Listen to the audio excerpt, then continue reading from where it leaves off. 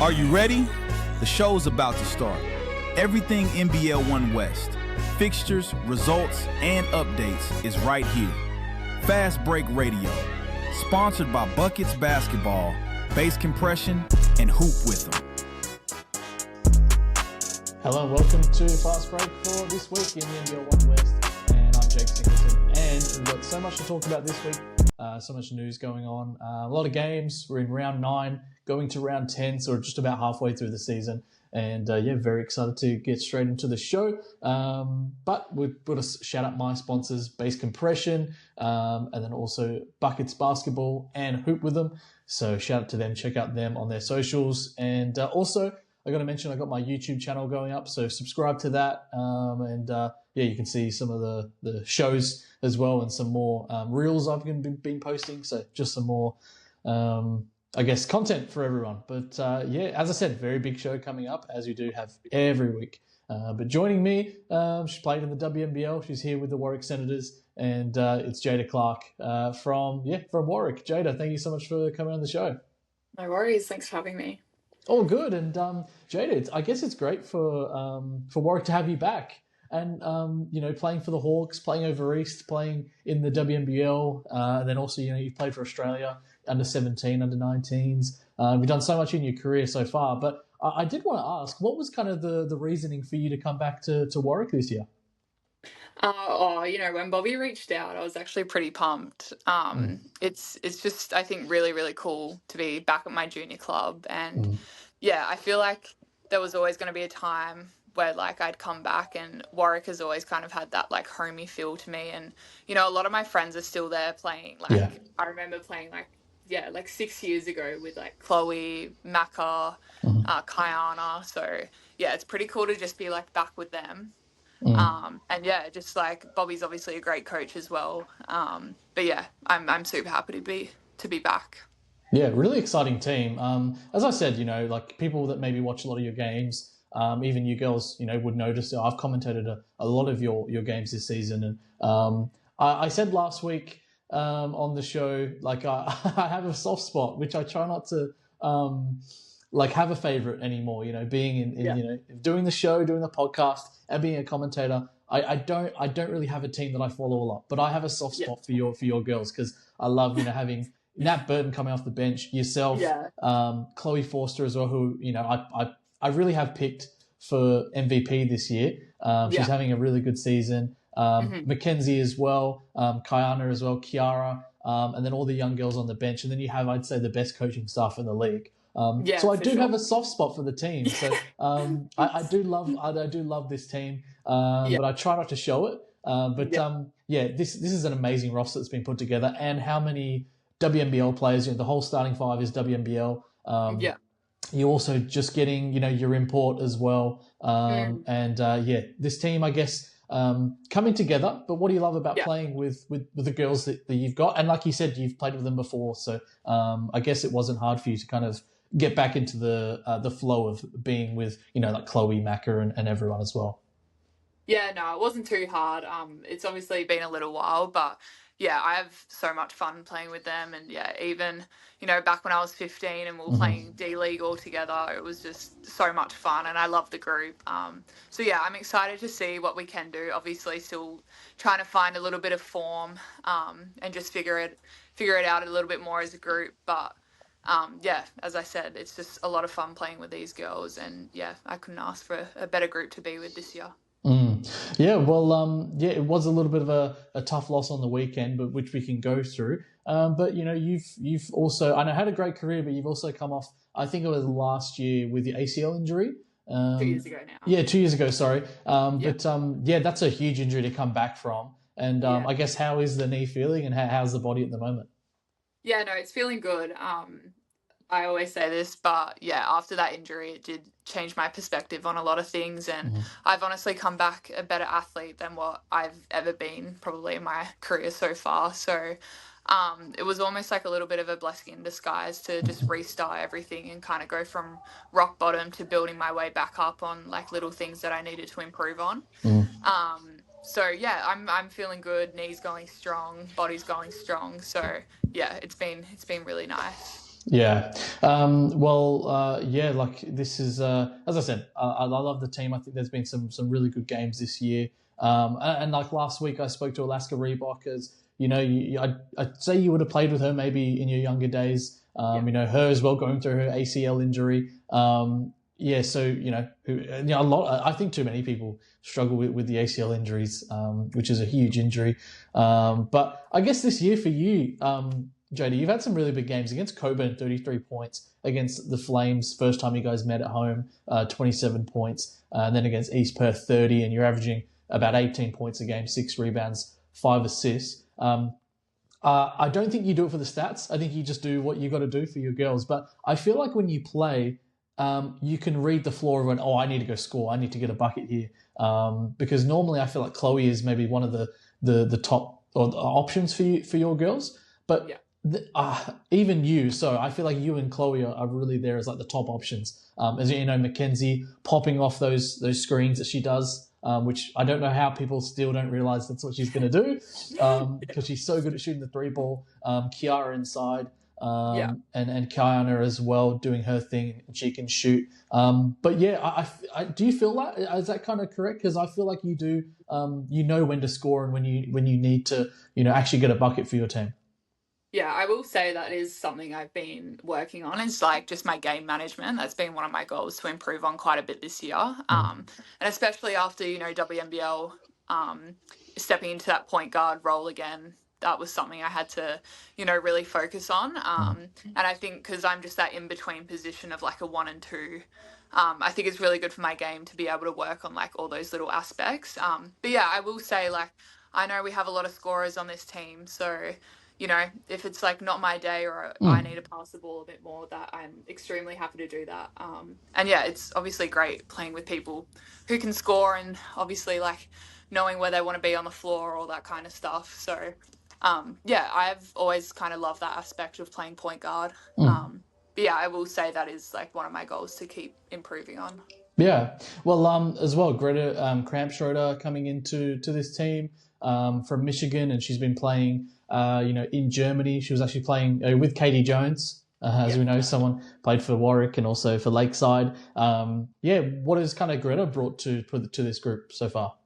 Yeah, Greta's great. Obviously she's like pretty undersized, but she's just got this like grit about her that's so cool. Like honestly, I think it feeds kind of into everyone within the team. But yeah, she plays like an undersized 4, so she's like really versatile. She can play the wing or the 4 spot if we need. And yeah, against Rockingham, she was like great inside. Like she's got a tough fadeaway and stuff, which is like really super hard to guard. So yeah, I think once we all kind of gel a bit more together, it'll be really good. Just like trying to find her inside, outside, but yeah, it helps with her versatility for sure. As I mentioned, it's a huge get for Warwick to get you back, and you've been playing for UC Capitals. And as I know you mentioned last year, coming back from injury and also getting into that guard position. I guess like how is it to play WNBL? You're still very young and you're playing big minutes in the WNBL,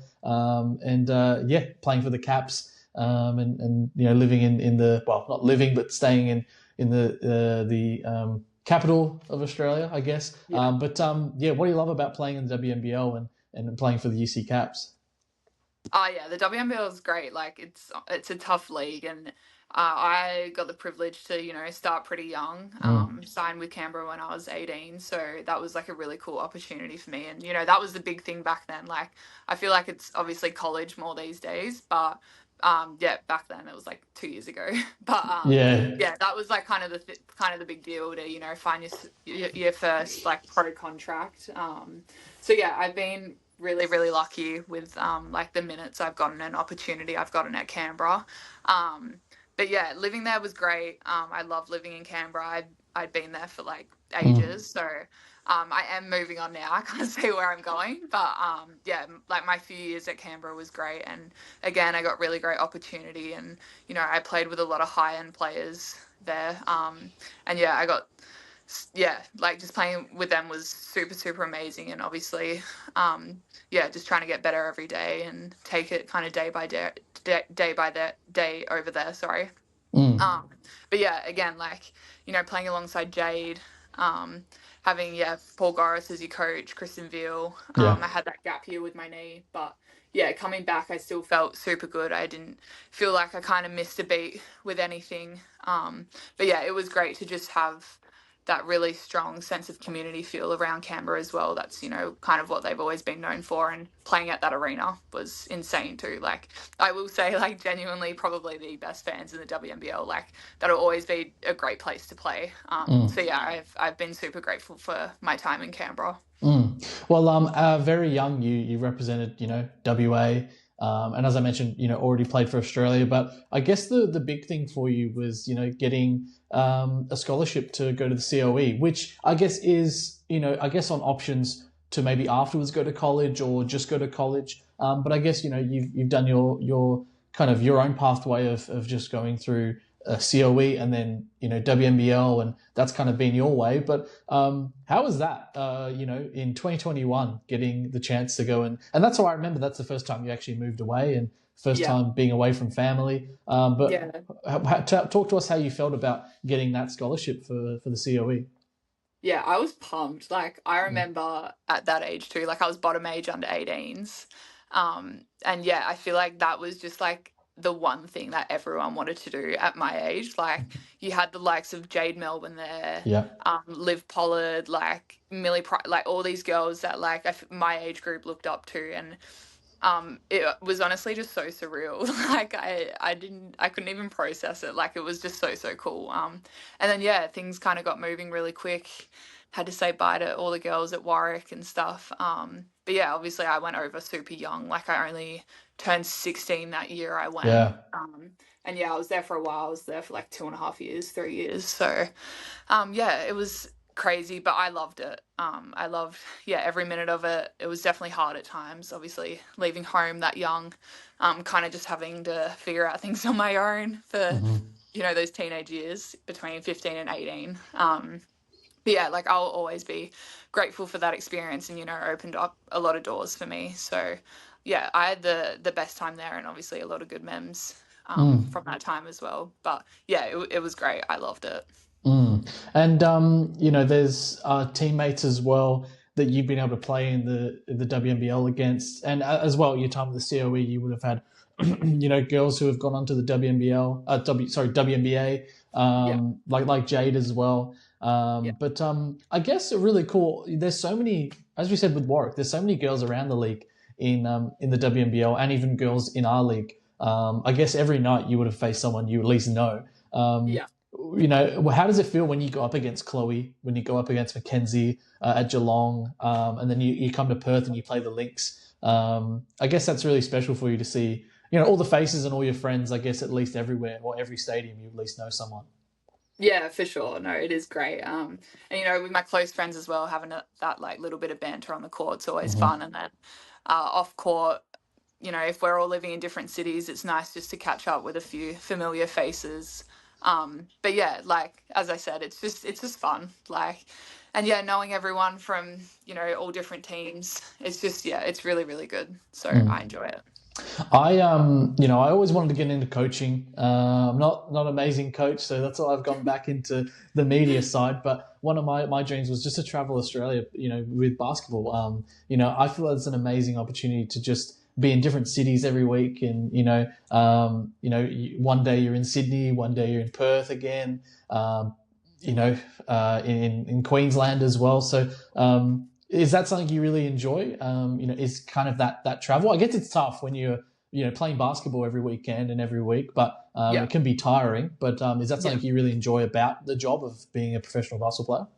I do enjoy it. Like, it makes it fun, and getting to travel with your team as well. It's almost like a bit of a team bonding experience. Yeah. Like, you have a lot of fun with it. But yeah, I would say the only thing I hate is like those double headers where you're going here, there, and everywhere. That does suck.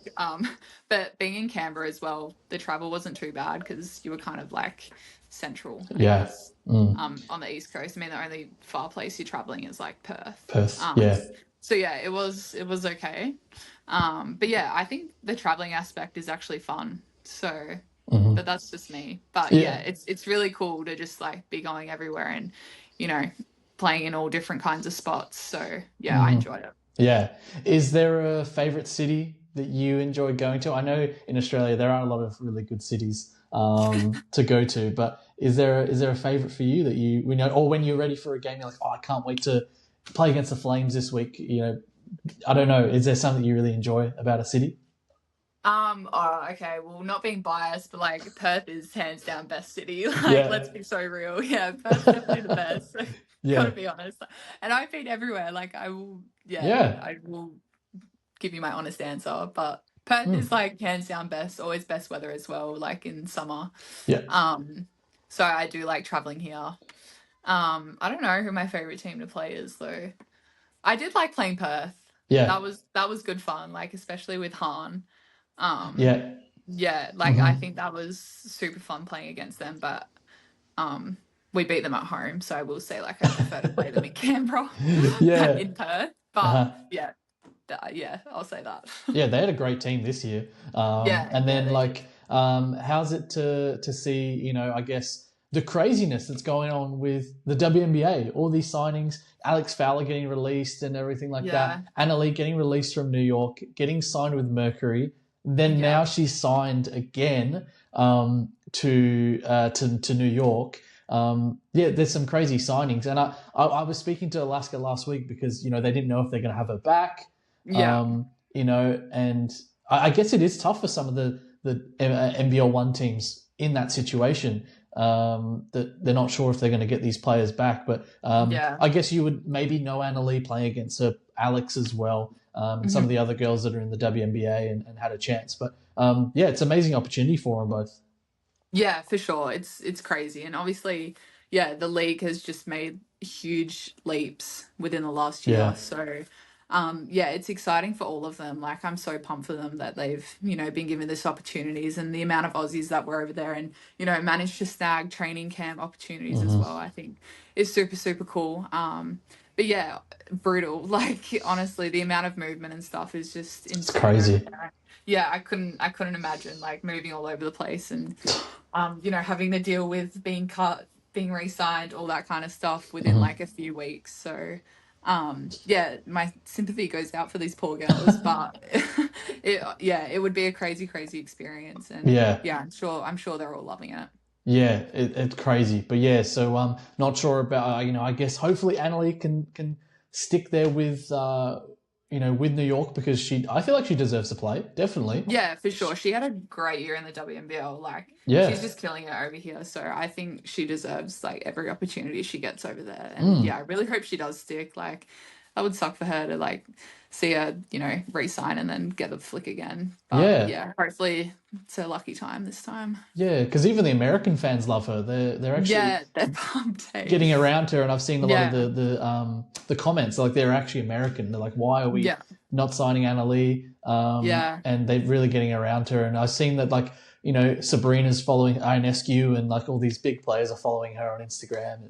yeah, It's crazy that she was here a few weeks ago, scoring 65 points. So, for sure. which is crazy. Yeah, And I did want to ask you about because I think a couple of weeks ago you played against Prairie Lakes and getting to play against your younger sister. yeah. And I guess what's it like playing against Emma? Because I guess I don't know if you'd still live together, but you know she's a very young player, and I feel like someone that could follow you as well to be able one day to play in the WNBL because she definitely has the talent. But and I know she's been with Prairie Lakes for a couple of years, and you know coming through the roster. I feel like with a lot of roster change last year, she's getting her chance Yeah.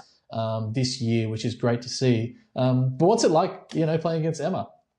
Yeah, it's good fun. I do still live with her, so yeah, don't worry. A lot of banter in this household, that's for sure. Hmm. But nah, literally like two weeks, 1 week in advance, like we will literally start going back and forth at each other Hmm. about who's going to win and who's going to dominate who. So, I will say it's a good time. But yeah, I'm happy for her this year. Like to Yeah. be honest, I feel like yeah, I'm not the coach or whatever, but yeah, she like, deserves a little bit more than what she's getting. I think she's actually proved what she can do and Yeah. yeah, I'm excited for her. Like she's a good player, she's very athletic and yeah, I hope I can, see more of her on the court because yeah, when she gets her opportunity, she's great and like she knows what she's good at. So I will Mm. give it to her.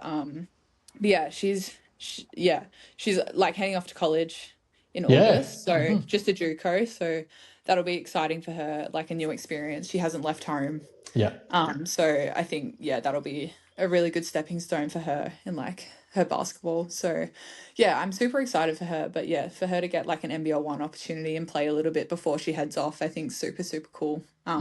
But yeah, it is a little bit weird being at different clubs because I was with her last year. So Yeah. actually Yeah. like playing games against each other now is a bit weird. Training was fine, but games now, yeah, it's a bit weird, but it's funny. Yeah, we've had some a lot of siblings play in the league or play against each other, and you guys added to that list. But yeah, shout out to Emma and congratulations on her getting to college and especially JUCO.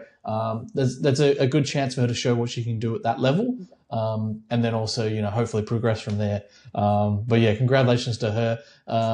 And we'll move on to the games, Jayda, because there's so much to talk to you about. I could talk to you all day about everything that's going on in your career. But first off, this weekend in round 9, we had a very big win for the Mandurah Magic because they took on the Perth Redbacks. And Perth, a team that's been up and down because of, I guess, everything that's going on. Paddy Brosman came in this week, which is great for them. Getting her back. But yeah, Mandurah 96-84 win in Mandurah. Sean Hayward, what a big game for her. Another WNBL player. I think. She was DP for us. Yeah, DP for you guys, a teammate. 32 points, 6 assists, 2 rebounds. Sorry, in my head I went, so she played for Caps. That must be cool to see Sean back over here. She was with Willetton last year, and it's a bit. I didn't know if you saw she had 32 points. I did. No, go Sean. She used to kill it at our trainings, like especially in our scout trainings. We just used to like make her the shooter, and she would just like kill it. So it's so good to see that she knocked down a few threes. Yeah. Well, I didn't know Sean until she came into Willetton last year, and I really liked her game. So I was really happy that she's back with Mandurah, back in the league as well. So, and then Michaela Pivic, who I really, really enjoyed watching, who's played over East, played at Albury Wodonga, 20 points, 14 rebounds, 13 assists. So a big triple-double for her. And then also Jade Gallen, 17.6 rebounds, and Claire Jacobs, 13 points, 8 rebounds. And then for the Redbacks, Sam Ashby, 20 points, 5 rebounds. Paddy Brosman, 10.7 rebounds. And Shanae Hartree with 9. Lanisha Patton off the bench, 10 points. Olivia Berry as well off the bench with 21 points. So I really just feel bad for the Redbacks not being able to, have Anna Lee. But then again, I spoke spoke last week, and I guess it is hard, right? You really want to have your player or, the player you've signed, I guess in Anna Lee in this case, her having that chance to play in the WNBA. But, you do want her back, but it's kind of a tough situation for Redbacks. It is tough. And then also we'll go to the East Perth Eagles getting a 2-point win against the Hawks. And this is a really good game for the Hawks. Getting their import as well in McKenna Marissa. She played a couple games this weekend for their doubleheader. 84-82. Eagles are literally one of the best teams in the league. And the reason I didn't pick them for a grand final this year or a championship was because I wanted to see if they can, actually put all of it together. Yeah. And they definitely have, which is scary for the league. I've literally asked every guest this year about East Perth because of what they've been able to do with Janelle Morley. I think the last time you were there, Janelle was the head coach at Warwick. Yes. So her there, Brooke Malone, Sydney Wright, Jade Williams, Sarah Mortensen, Stacey Barr, former teammate of yours. As I said last week to Alaska, I didn't even think I could see Stacey leaving Warwick. I thought she was going to finish her career there. And then even, this week they've signed Amber Land as well, former Warwick Senator as well. What did you think about this East Perth team when it was getting all assembled? Oh yeah, when I saw the signings, I was like, God, they're stacked. Where's this coming from? But Janelle is a great coach, and East Perth, it seems like a great club. So credit to them for managing to get all these high end players. But yeah, they're a tough team. I mean, they've beaten us twice, so they've been a tough matchup, and yeah, I'm sure they will be there in the pointy end. Like, yeah, they've got a great group. And it's really tough for your girls because I think in both the games, I commentated both the games, you were in positions to beat them. You went to overtime with them. I think you were down with a couple of minutes left by like 8 points. Like it was like, oh, okay, I think, yeah, East Perth, they hold on to it, they can win. You girls came back. And in overtime, which I don't want to remind you, you fouled out. I did. I think maybe like 30 seconds into it. And Yep. I did say that week on the show, that was, and that's no blame to you. This is not blaming you, but I think the momentum change of losing you was huge. Yeah. And the girls kind of fell and weren't able to get the win. But they're such a tough team, and especially like how hard is it to guard Stacey when she's just like going off and hitting everything, and those deep step back threes that she does. Must be you just so gotta hard. pop it on the chin. Yeah. How is it? Because you would have played with her, and she was doing that with you. It must be frustrating when she's doing it against you. Oh yeah, it is a little bit. But yeah, I mean, I've always looked up to Stacey. I mean, I was just like a little 14, 15-year-old girl playing in the big leagues, and it was just really cool to play with a player like that who just like kills it on all aspects of the floor. So playing against her is tough, but it's also good fun. Yeah. Brooke Malone, 23 points, 6 rebounds. Sydney Wright with 17 and 4. Jade Williams, double-double, 15 and 10. Sarah Mortensen, a double-double as well, 15 points, 12 rebounds, and also 6 assists. Stacey Barr, only the 7 points, but 10 rebounds and 7 assists. When you've got a stack line up like that, Stacey doesn't need to score all the time. And I feel like the same with your Warwick girls. I know Chloe's had a couple games where she's been, I think only one in single digits. But I really don't think she needs to score. I don't know how your girls are kind of going around it, but I as you said, there's so many people on this team for you girls. It could be anyone's night. And Chloe is such a good facilitator. She's such a great passer.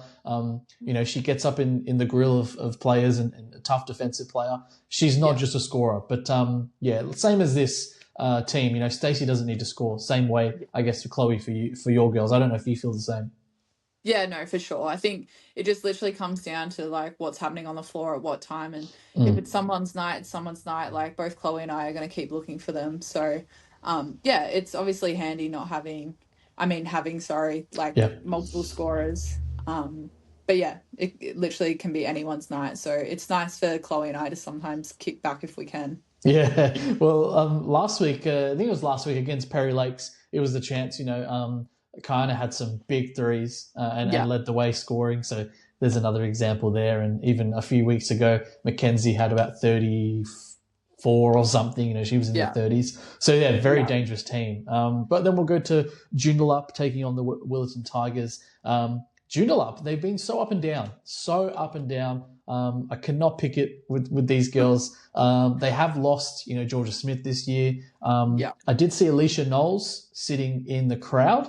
So something maybe in the back, we don't need to go into it, but they're actually pretty low on players this year. But Kim Pierre-Louis, 26 points, 9 rebounds and 6 steals. AJ Johnson with 16 and 5, and Awatia Leach with 13 points. And also Rosie Deegan played this one, which is great to see. 24 points, 6 rebounds, 3 steals. And Rosie's had a kind of a tough career really with a lot of injuries, going to the AFLW as well, and a time away from basketball. I don't know if you know Rosie too well, but I learned last year for Rockingham she was on the roster but didn't really play a game, and then this year it's good to see you have one of her first games, 24 points, 6 rebounds.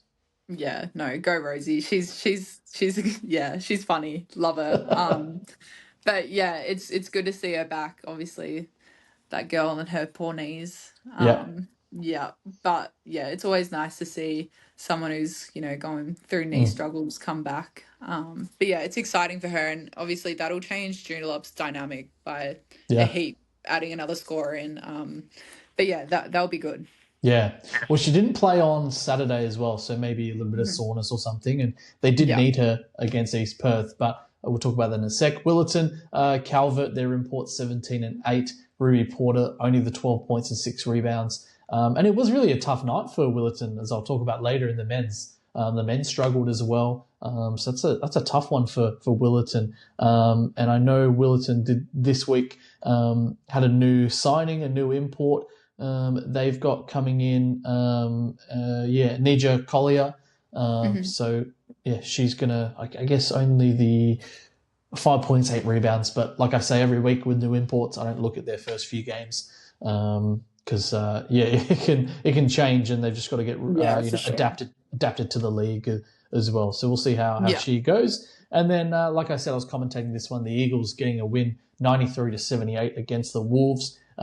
Sydney Wright was huge. She was hitting some big shots, 26 points, 5 assists, 2 rebounds. Sarah Mortensen, 20 points, 14 rebounds. Stacey Barr, 17, 6 and 6. Jade Williams, 13.7 rebounds. Brooke Malone with 11 and 8 also. And then for the Wolfpack, Kim Pierre-Louis, 22.6 rebounds. She fouled out in this one. Asian A. Johnson, she fouled out in this one, 15 and 4. Yamaya Morris, big double-double, 15 and 12. And yeah, they only literally had, I think, 10 girls actually suit up. So unfortunately, no Rosie Deegan in that one. And then also the Lakeside Lightning going down to the Slammers. Lacey Ramaka, who's I think 21 as well, so happy birthday to her. 23 points, 22 rebounds in this win. And then also Melanie Hoyt as well, 17 points. Bri Bailey with 8.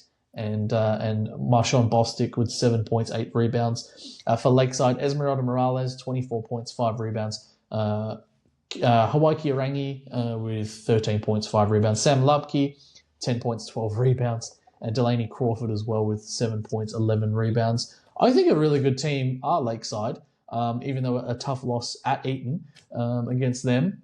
I don't know if you've had much to do with, Sam Roscoe. I know Delaney Crawford, their new import. Sam Lubke, who's been in the league, won a championship with Willerton. But Esmeralda Morales, I really like her. She's had a couple she had a 40-point game and then also like 39 in the same week. So yeah, I don't know if you've seen much of her. Yeah, no, I have. I watched her when they played Hawks, and yeah, she's tough. She's got a tough midi, and she can score on all 3 levels. So, yeah, she'll definitely be one to keep an eye out on. And yeah, definitely lock in on. Yeah, and then also the Coburn Cougars back to their winning ways after your girls getting a big win against them. And how was that to beat the Cougars? I think it was 406 days they hadn't lost. And how was that to give them their first loss, especially at 20? I think it was 21 points as well. So that's a big margin as well in their first loss. So how was that to beat them? Oh yeah, we were pumped. It felt really, really good to beat them, and obviously Warwick going down to them in the grand final last year. I think we all really wanted to win that game really, really badly. And yeah, we went out there and I don't know what happened. We were just hitting everything, and yeah, everything just felt really, really good that day. But yeah, it was great to beat them for sure. Yeah, well, Cougars, as I said, back to the winning ways, 97-85 win against the Hawks. It was Kira Walker, 28 points, 3 rebounds. Jessie Edwards, 19 and 10. Danny Raber as well, 18 and 8. Darcy Garvin as well, 17 and 8, and Jewel Williams as well, 11 points in that one. I know losing Chiba to Adelaide, and she's over there playing and moving over there. But this is another team. I know they have lost, I guess, a couple players, especially in Sarah Mortensen, but they are still a great team. They've only lost that one game. That's a huge confidence booster, I guess, for your girls as well, knowing you've beat them. But yeah, what can you say about them? They're a talented team as well. Yeah, for sure. I mean, yeah, they've always had a talented team for years on years. So, they're great. They've got some great players. Having Darcy back as well is really, really good. She brings great leadership, which is really cool for them. But yeah, again, I'm sure they'll be at the pointy end this year. And yeah, obviously us having beat them, we know that, when we play them again, it's probably not going to be, light, easy, whatever. So, they're they're great, and yeah, I think we know that we can match up pretty well against them. So yeah, I'm excited for our next matchup. But yeah, they're a great team. They've got some really great players and young players as well. Like they step onto the floor and just play their role, which is really cool. Yeah, and then McKenna Marissa as well. 29 points, 3 rebounds for her in this one. Bridget Retzdat, 20 and 10. She's had a pretty good season this year. Emily Beggs as well, 8 points also, but tough loss for Perry Lakes. And then the Goldfields Giants getting a 20-point win against the Eastern Suns, 84-14. Sierra Moore, who's having a really, really good season, 25 points, 13 rebounds. Rachel Pettit back in, 16 points for her. Delaney Byrne with 15 and 11. And then for the Suns, it was Trista Hull, their new import. She's averaging a double-double this year already, 17 and 14. But 25 points and 18 rebounds for her. Someone to watch out for this year. And then Gabby Brosnan as well with 11 points. So in a tough loss for them. And then also on Saturday, we can quickly talk about it. I know you don't really want to talk much about it, but the Rockingham Flames getting the win against the Senators, 99-76. And Sarah Puckett, 21 points, 3 rebounds. Tej Morel, 21 and 11, 6 assists. Also just signing with the Perth Lynx as well, back with the Lynx. Amy Atwell, 21 and 9. And Steph Berberabe with 10 and 9 rebounds, 6 assists. Big game for her. Tiana Wilson-Palmer as well with 13 points off the bench. And then Lucila Finau as well coming back for them, 6 points and 9 rebounds. Former Joondalup Wolf, same as Steph Berberabe. But Jayda, a very, very tough loss before we talk about your girls. But I guess I always like to ask the positives. Like what can you take out of that one? They're a really good team this year. Like Puckett, Morel, Amy Atwell back from playing 3-on-3 for Australia. Berberabe for now coming in. They've got a really, really impressive team. Yeah, they do. Like, they are tough, and they've got some really, really good players. Like, I will give it to them. Like, they deserve to win that game for sure. Like, they were, hitting everything, and they played great. They defended us well as well. Like, we literally could not get an open shot. So yeah, like, all credit to them. They definitely deserve that win. But yeah, they're a tough side, and they've got 2 great post presence in Tej and Puckett. So yeah, they're just tough to guard, and obviously Amy had a great game as well. She's always been a tough one to guard. Like, do you give her the 3? Do you let her drive? Like, yeah. So it's just little things like that. But yeah, they've put some great pieces in, and yeah, they can score from anywhere. So yeah, no, credit to them. Like, they had a great game. And yeah, Chloe 16 points, 5 rebounds. Kiara's weight with 12 points, 3 rebounds, and Jayda herself with 10 and 5. And then also Greta off the bench, 23 points, 4 rebounds. Big game for Greta, and some confidence boost for her. And that was all the games in round 9 for our women's division. But Jayda, I just had some. I just always get these questions in my head, and I guess you playing with some of the best players and against some of the best players in Australia, and also we get imports from America who are playing in the WNBA to come here, which I think is, I always love the WNBL because you've got NBL1 talent playing against WNBA talent, and all meshing it all together, which is huge, and some also European players, also Chinese players as well. But is there any player that you've played against you might have been starstruck, or maybe like you've really been excited to play against? Oh, good question. I'm trying to think. Like, to be honest, not really. I'm kind of not that person to like think like that in a way. Like, I'm just like, I just kind of like rock up and like do what I have to do. So like, not really, but I will say, like, playing against Han, that was like definitely like you had to really get in a mindset and like figure out what you were gonna do with her like standing at the rim.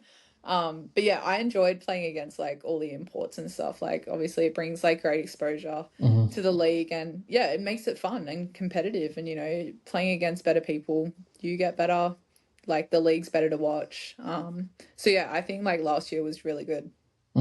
Yeah, well, a great league, WNBL. I try my best to watch every year and as many games as I can. But let's go back a little bit. You've represented Australia as well, under 17s, under 19s.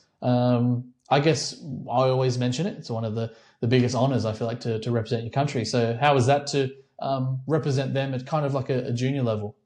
Yeah, it was really cool. And, doing it alongside a lot of my friends from the institute as well. We were all, yeah, like really, really close. So, yeah, I will say like it was a great experience, having played 17s, like we had a back-to-back tournament, Asia Cup, then straight into World Cup, which was crazy.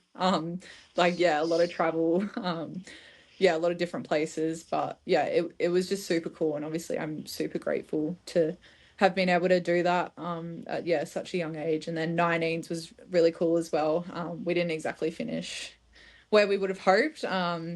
But yeah, like we had a good team, and yeah, I think if we had our time again, we could have done a lot better. But yeah, again, that was a really cool experience, and FIBA do like an amazing job of like hosting those big World Cups and everything, and yeah, being there with all the other international teams and stuff, like it's crazy, and the competition is like really good. Like you look at some of the girls my age now playing in the WNBA who have just been drafted. But yeah, super, super cool experience. And yeah, I'll always be grateful for those experiences I got to put on that Australian jersey. And, speaking of the WNBA, is still very young. Is that something that you would love to achieve? And as you said, there's girls that you played against, played with maybe there. Is there something is there something you'd like, would you love to, get the chance to play in the WNBA? Yeah, I think that would be amazing, and especially where it's at now. Yeah, I think it would be a really cool experience, and yeah, hopefully one day I'd be able to get that opportunity. And yeah, I know I'm still young, so yeah, I know I can kind of take my time with it a little bit. I'm not really rushing into anything at the moment. But yeah, just making sure I keep performing at NBL1 and WNBL level, and hopefully I'll get my opportunity at some point. Well, we've spoken a lot about basketball, and I like to kind of, talk about, kind of, I guess, off the court. Is there something that people might not know about you that you enjoy? Is there a hobby? Is there something is something weird about you that that people might want to know? To be honest, though, I'm like kind of that boring basketball player who just plays basketball. Trying to think what my hobbies are. I hate this question because, like, I literally I don't know. Hey, it's like all this life, sadly. Yeah. But no, I will say, like, I enjoy like cooking and stuff. I cook a lot for like my family, and I like to experiment with like new recipes and stuff in my spare time. Yeah. But yeah, I wouldn't say I'm kind of at like waist every morning from like 6 a.m. Yeah. to like midday. So I don't really have time to like work a job. And then obviously with like WNBL as well, you kind of never know where you're gonna be. Yeah. So it's always hard to like find a job and do that kind of stuff. And then I was studying for a little bit, but then when I did my knee, I kind of just gave that up just because like it was just super hard to balance between rehab and then, coming back from that injury into basketball again. I kind of just wanted to focus on basketball. So yeah, there's just like a lot of things you kind of have to think about, and yeah, really hone into like what you enjoy and what you want to do. But yeah, there might come a time again where I want to pick up studying or something once I'm a bit older and I've got like a little bit more stability somewhere. But yeah, no, I'm kind of that just boring basketball girl. Ball is life, yeah, like you said. So, ball is life, yeah, that's it. No, that's okay, no worries. So thank you for that. And I know good question though. And I know you're a very busy lady. You got lots to do. I think you got to head to Warwick soon. But let's get to the games for round 10, and you can help me with tips if you want to do that. But first game of the round at Wally Hagan Stadium at 6:20 p.m. on Friday. The Coburn Cougars and the Joondalup Wolves. I like this Joondalup side, but they just haven't been as consistent as they need to be. I know they've had ins and outs, injuries, like that happens, but not as consistent as I'd like them to be. And I hope they see this, and I hope that they prove me wrong. So I think Coburn will get this win. And I don't think Coburn are going to want to lose another game this season as well, Jayda. What do you think about this one? Yeah, I think Coburn. I've got this one, especially it just being at Wally Hagan as well. Yeah. But yeah, I agree. I don't think they'll want to lose any more games. Definitely. And then also at Herb Graham Rec Centre, and I'll be commentating this one. So I got another Warwick game, and taking on Mandurah Magic. This is going to be a really good game. I really love Mandurah. I love their team. I love watching Vlad coach as well. They've got some good ins for them as well, and Sean having a good game on the weekend. But I guess you're going to get scout this week. You're going to get into training. But what do you think you got to do to get the win against Mandurah? I think for us, just like honing in on defense. I don't think our defense has been as good as it should be lately. So I think that'll be, a big determiner for us, especially, them coming off a pretty good game and Sean having 32 and Claire's obviously been playing really good as well. So I think there'll be tough matchups all round for us. So I think we just got to lock in. Herb Graham Rec Centre as well. I know I think once every year you guys play, you and the men's will play it. Herb Graham is also, I guess, is a bit different, a bit weird when you've got to play at Herb, but that's going to be exciting, and hopefully all the fans get down to Herb and remember not to turn up to Warwick on Friday night for all the fans. Yeah, that would be awesome. And also the players. Hopefully, Jayda, you remember that it's oh God, I know. Yeah, no, I probably would. Yeah, well, I've got Warwick in this one, but this is going to be a really close one, so I'm excited to call this one. And as I said, Herb Graham Rec Centre, so remember that for any of the Mandurah or Warwick fans as well to get down there. It's going to be a good night. So that's for Friday. And then on Saturday, East Perth Eagles, 5 p.m. at home, taking on the Redbacks. I really can't go against East Perth. I can't go against them. Yeah. I think they'll get this one against the Redbacks. Yeah, I agree. I think East Perth have got this one. And, Redbacks can come out firing. Like Sam Ashby's been having a great year. Pending if they can lock her down, I think it'll be interesting. But, East Perth have got the stacked team right now. Yeah, and Paddy as well. But as you said, I've got to go East Perth. And then the Eastern Suns taking on Perry Lakes Hawks.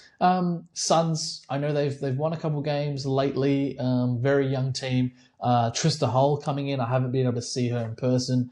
And Perry Lakes, I guess I know it's your sister's team. I don't know what you're going to go with here, but I think they're more consistent for me.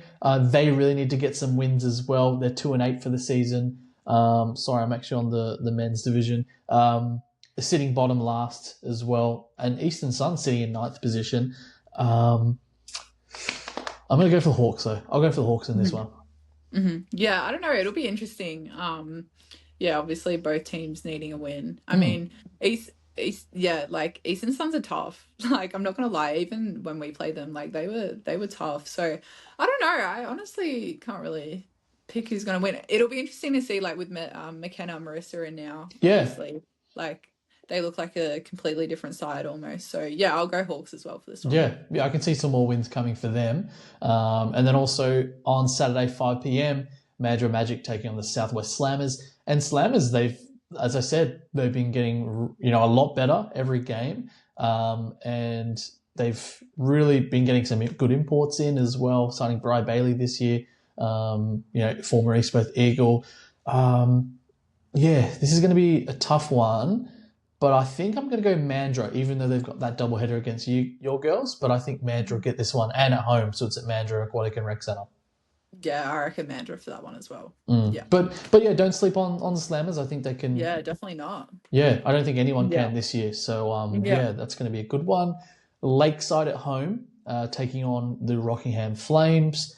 I got to go Rocco. If you've got Amy out there, Sarah will be there. Tej will be there. I can't go against Rocco either. So I'm going to go there. Yeah.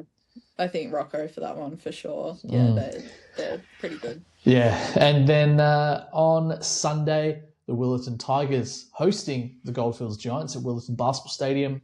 Willetton girls, as we know, they've got some good pieces, but I don't think. This is a tough one. I really think that Goldfields will get this win. But and Goldfields having a really good season, sitting in 5th position. They're in the top 5. A very young kind of club in the women's division. That's at 4 p.m. as well, so a bit of a later one. Got a long weekend coming up in WA. I'm not 100%, but I think I'm going to go with Goldfields. They need Sierra to have a big game, Sierra Moore. She's been kind of having a double-double in every game. She can have a great game, and and also Delaney Byrne also. their imports can kind of lead this one. I think they'll get the win, but it is at Willetton, so you never know. We'll see how it goes. Anything can happen, but yeah, I've got Goldfields. Yeah, I'll have to agree on you with that one. I think Goldfields will take it out. Yeah. Well, yeah, that's all the games for round 10 in the women's division. And Jayda, really great to talk to you. You've done so much in your young career. There's so much ahead of you. And I know it's your time, but I've got to shout out to Emma as well. Yeah, she's been doing great. I feel like she'll be kind of next up as well, hopefully. But yeah, this is a great team. I love this Warwick team, and I'm really excited to call the game on the weekend. That's going to be a really good one against Mandurah. But yeah, thank you so much for your time. I really appreciate it. No, thanks, Jake. I appreciate it. Oh, good. And yeah, good luck for the rest of the season. Beautiful. Thanks very much. And for the viewers, listeners, whatever you're doing or watching the show, do not go anywhere. We've got some men's action coming after this for the NBL1 West, straight after.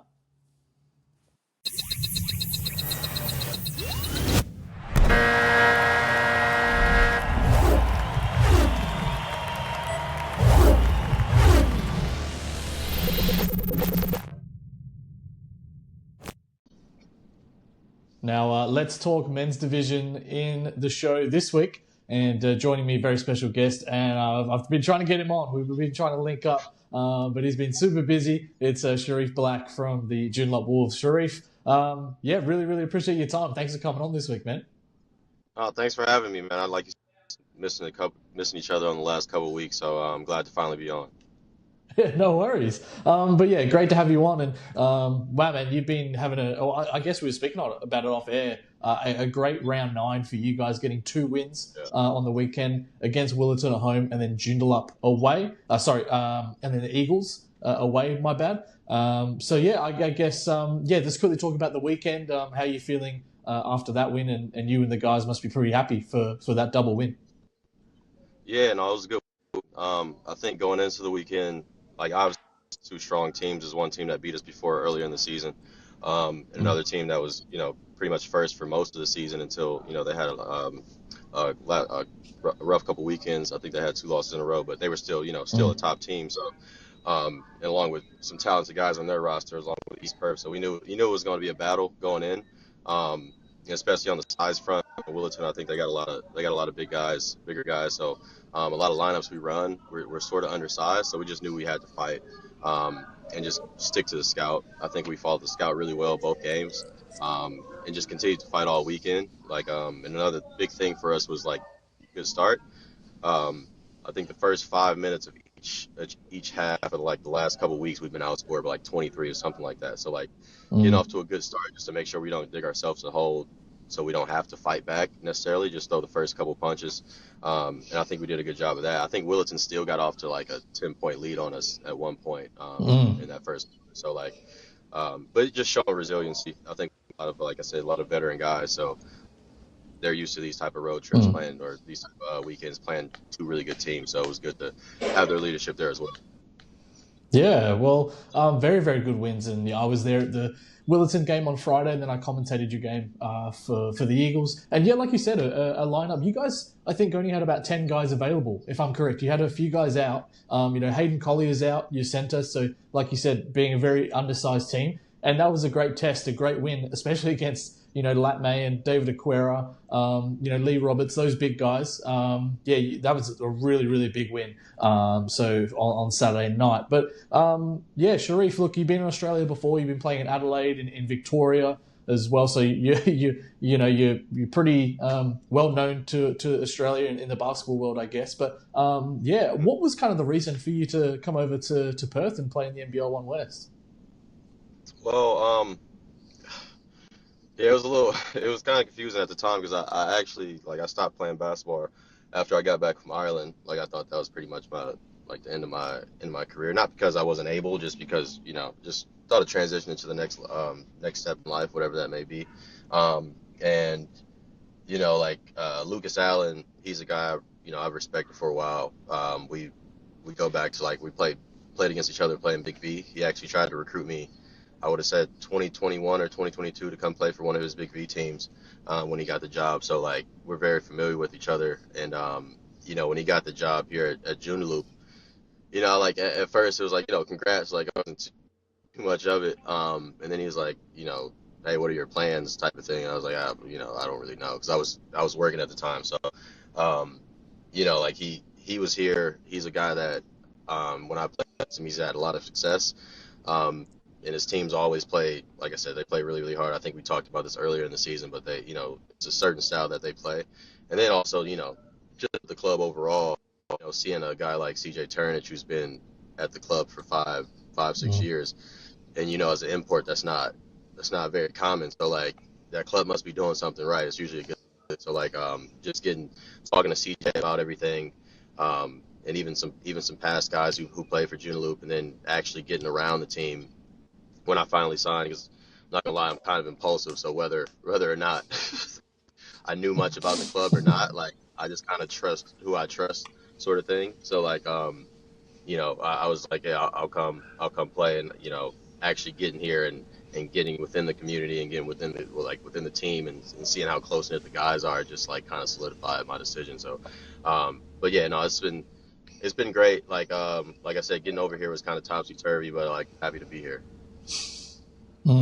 Well, it's kind of worked out for you. You've come to a great club in Joondalup, and you guys are sitting third at the moment with an 8-3 record. You're playing amazing, I guess. I feel like you're definitely at the moment an all-star 5 for me.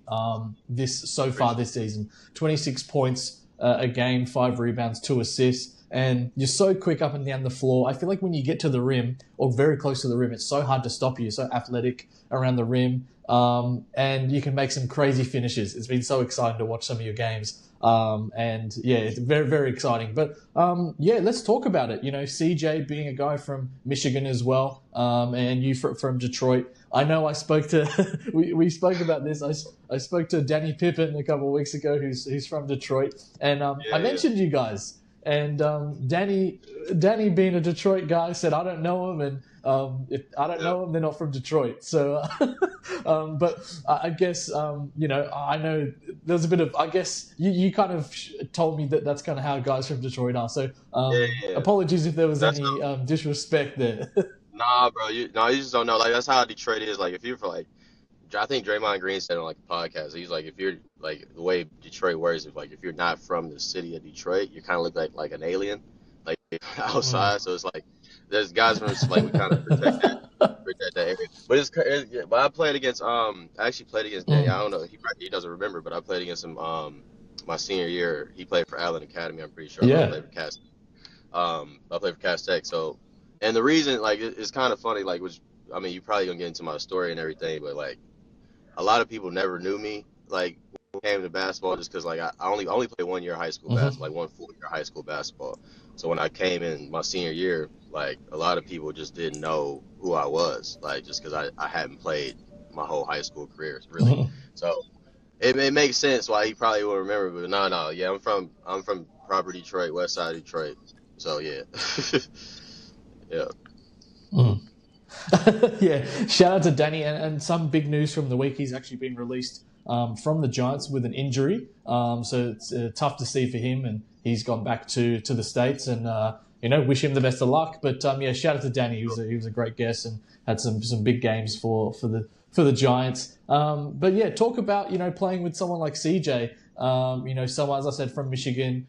Saginaw played there and was a college teammate. With Caleb Davis as well, another teammate of yours. 16.7 rebounds a game for him. And I feel like you guys are a really, really good duo. So what do you like about playing with CJ?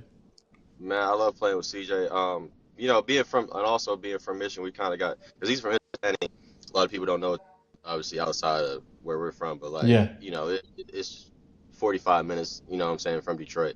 So, like, we got a lot of music. We, know a lot of the same people just because we, like I said, we're from Michigan. So it's cool in that sense. And then also on the court, man, it's just like him being who he is and who he's been these last 5 or 6 years playing for this club, and the attention around the league, as far as just like when he, like, I know I averaged 27, but it's like I'm kind of open a little bit just because he can draw 2 or 3 defenders. Like every time, I forgot who we were playing, but every time we threw it to the post, it's like 2 people running at him.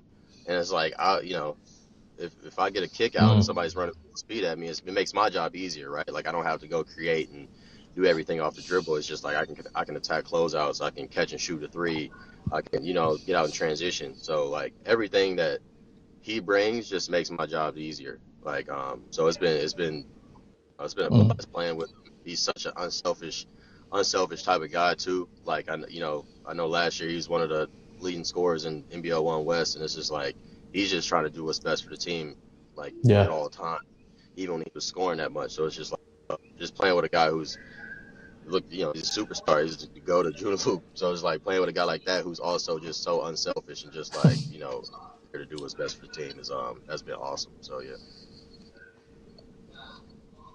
Yeah, and as well Taylor Young, who American from California, and has lived in WA for quite a while, playing for East Perth, and then going over to Sydney last year, playing for Sutherland, and then signing with the Wolves. Another guard that I guess you guys really kind of play well together. He's had some really good games lately as well. For sure, man. He killed it on the weekend.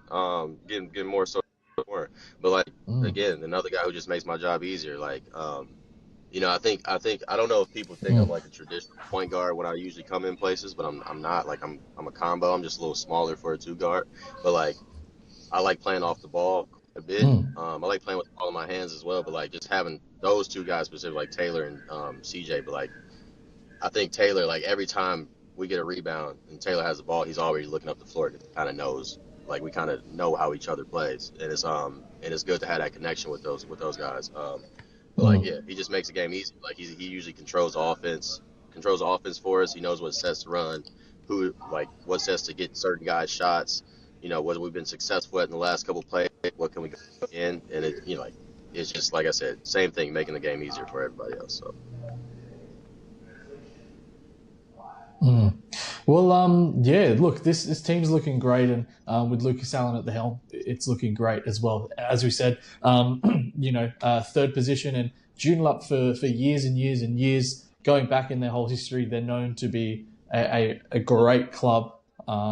They've won championships. They are always competitive and always in that top five, and they're always fighting for finals places. So definitely having a team this year that can definitely make some noise. But like Sharif, I feel like looking at what I've seen online and you speaking with other people and what you've mentioned today is like you've really been the underdog, and you've been showing that you can really you're really up there with some of the best in Australia. Like last year, I remember seeing you. This is the first time I actually saw you. Last year was when we had Elijah Pepper averaging about 45, 47 points a game. And there was actually 5 players that were the top scorers in Australia, and you were one of them. So how does that feel, like an underdog, to have one Division II college come for you after high school, playing for the second league in Victoria, finally getting a chance to play at Sturt Sabres in the NBL1 in Adelaide, and then, to that moment where you're one of the country's best scorers. Yeah, I mean, like, to be honest, it's like I never really, I don't know how to explain it, but like I always got my head down, so I never really like I look up every once in a while, and it's like, oh, I'm here, and then I just put my head down, and then it's like, so it's like I don't think I ever really take it all in at one point to be like damn, I had one D2 off, a partial scholarship at that. Like I didn't even have a full ride. I had one D2 partial scholarship that I got a week before school. I missed freshman orientation. I missed all that. I literally came like a week after school to go from that, what I'm saying, being a little 6 foot, 150 pound soaking wet freshman to now I'm playing against. I remember playing against Mitch McCarron when he was a senior in college. Him and Nick Kay. Yeah. Against Derek White, and I was a freshman, and I'm just like watching those guys. And it's like, what I mean? Like it's like damn, I'm here. Like I'm kind of here, but it's like, I want to get in the game now. And then it's like each level, like each year, kind of progressing in a sense. But it's just like I never really like. I think I said this before in one of the interviews, but like I never really like looked at things and thought I was supposed to be somewhere rather than where I am right now. Like, and I think that's the biggest thing that people kind of get thrown off. Again, a couple years ago, I was watching no lie, like no glaze. I was watching Michael Harris play. You know what I'm saying? I was watching CJ play on KO and stuff. Like when I was playing Big VD2, you know what I'm Yeah. saying? I'm watching it, I'm like, damn, that's cool. Uh-huh. You know what I'm saying? I would play there. But like again, I never watched like, oh, I'm better than him. I'm better than him. Like it was just like I'm just game, and I Mm-hmm. just know where I am right now. And I think if you focus on where you are in a given moment, like all that stuff kind of just comes. So like I think my thing was just like every day, like I'm Mm-hmm. about to go to right now, bro. Like every day, I just kind of stuck to it, like Mm-hmm. stuck to it. Now I look up and it's like, damn, I'm all star five with guys who play in the G League and guys who play high Mm-hmm. Div 1, and like I didn't even get a Div 1 look really, like so it's just it is what it is. Like we all human, right? Like Uh-huh. we all bleed the same way. Like so when you get on the court, you just go out there and compete. It is what it is. We all human at the end of the day. So like I think it's cool to be amongst that now because I think in my life I always been trying to prove myself right rather than prove people wrong. Like I always knew who I was and what I could do. So like Mm-hmm. that's just been my whole thing. So I just continue to prove myself right.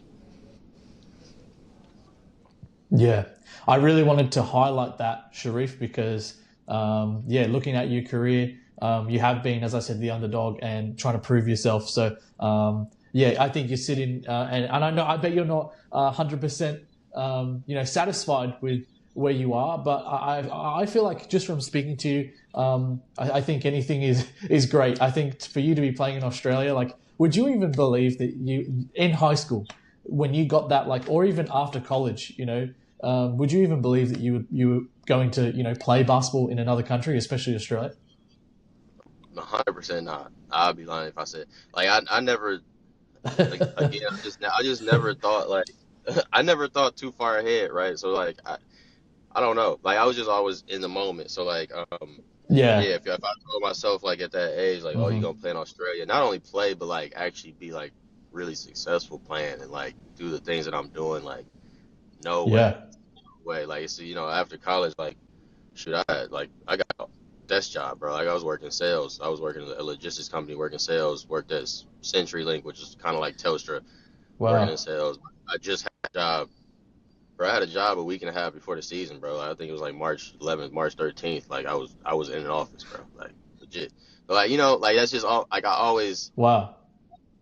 I don't know. I just always did things and like however it comes, like pause. However life comes at me, I take it. Like it's just like if opportunities come and arise, like I'm able to. I just try to make the most of those opportunities and everything. So like I just never thought I'd be here, but I'm happy I am because now it's also Mm. not only giving me things in basketball in a basketball sense, but like I got so much things in life because of this, like being able to go to a country and live in Hmm. Australia and travel around for a little bit and like just be in this beautiful country and be and want to actually here and stay here for a long time. Like I think that's been the most of what it's given me. So no, it's been awesome.